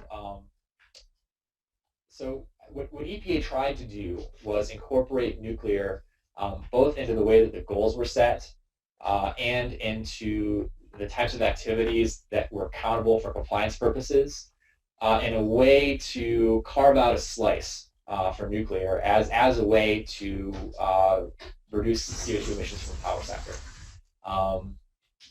And they did that by focusing on planned and at-risk nuclear. And there was a fairly across-the-board criticism of their approach. And so I'm not as familiar with that piece, so I can't tell you exactly how the math worked out, but it's an important issue that's been fairly prominent in the clean power plan debate. And if I were going to make a list of issues that would change in the final rule, that would be near the top. Any questions? I just have a random one that you might not be able to answer. I noticed that on the beginning slide you said the National Association of Clean Air Agencies, you have 116 out of the 117 local agencies. I'm just wondering, who is the one that you didn't get? And why are they being so stubborn? Or like they're the one holdout? So it's, another way to think about that question is we have 41 out of 50 states. So obviously there's a wide range of opinions among states regarding the appropriate stringency or even the appropriateness of using the Clean Air Act on different issues. And so not everyone has chosen to be a member of NACA. The one local association that we're missing is based in California, and I'm forgetting the name. I think it might have. I don't want to call anyone out. I don't want to speculate, but it's a California area agency. But again, that's we have either a state or local agency in 49 out of 50 states, or close to it, maybe 45. But there's a lot of diversity, and in states there's a herding cats aspect to it. Good question online. Just wanted to ask. Person. So the question online is, what's the relationship between 111B and 111D, and do you have to look at one before the other? How would you describe that? Yeah, so the question is, what is the relationship between 111B and 111D, and whether you have to look at one before you use the other? And the answer is yes. One of the statutory prerequisites for 111D is that you have to have a 111B standard in place for the same source category. So in the case of CO2 emissions from power plants, EPA has to put in place a CO2 emission standard for existing power plants. EPA has to first or concurrently establish a new source performance standard for carbon dioxide emissions from power plants. Okay, and we have one more from online, and this is a little bit longer, so I'm back here to read it. Could the presenter please go into additional detail regarding NAC's cost consideration prohibition not being affected by the recent Michigan v. EPA decision? Sure, I'll take that one. The decision in Michigan v. EPA really just related to the one specific provision under 112 that said that prior to regulating power plants, EPA has to conduct a study to determine whether it's not necessary or appropriate. And that's what was heard before the Supreme Court, is a question of whether or not it was reasonable for them not to consider cost in that sense. That's a very unique provision just under 112, and there the Supreme Court said that they should have. But that provision is under a whole different provision than the NAC's section, which is under 110. I think it's 108 that actually describes how these standards are set. And so a different section of the Clean Air Act prescribes how you set NACs, and there's been cases on that, and the courts have clearly said you cannot consider cost in that context, and the Supreme Court decision doesn't affect that at all. One last question? Yeah. Yeah, on that note, so if they just have to consider costs now, right? So they could consider costs and it could still be prohibitively expensive, and as long as they considered it, they get deference? I think it'd be the reverse. I think they would consider costs and say it's okay, that we can still regulate them. It's not too costly for these power plants to install these controls. They have extensive cost analyses in their regulatory impact analysis and in the record. I don't know if they're going to have to update it. The only wrinkle here is that the requirement is that you consider cost in the first instance. And then if you say it's appropriate and necessary, then you can go to the rule. Because EPA didn't do that, how much of this is pre-cooked? And does EPA really have to go back to the start and do that again? And again, I've touched on this briefly because we're running out of time. There's this issue of how you consider costs. In Scalia's quote, when he talked about the billions of dollars of costs on the industry versus a few $1 million in benefits for health benefits, he was referring to the health benefits associated with mercury reductions. But when you control mercury, you also control a significant amount of PM and other pollutants, and those health benefits are significant, and so it increases astronomically. And if you're weighing that balance, then arguably it's a much more even, how much costs the industry versus what the health benefits are. So EPA is definitely going to go back and consider them. How they do it, it's not exactly clear, and the Supreme Court didn't exactly tell them how to do that. I suspect the Supreme Court or the courts will eventually defer to EPA on how they do that, unless they're, again, do it arbitrarily. Anything else? Great. Well, thank you for coming out today.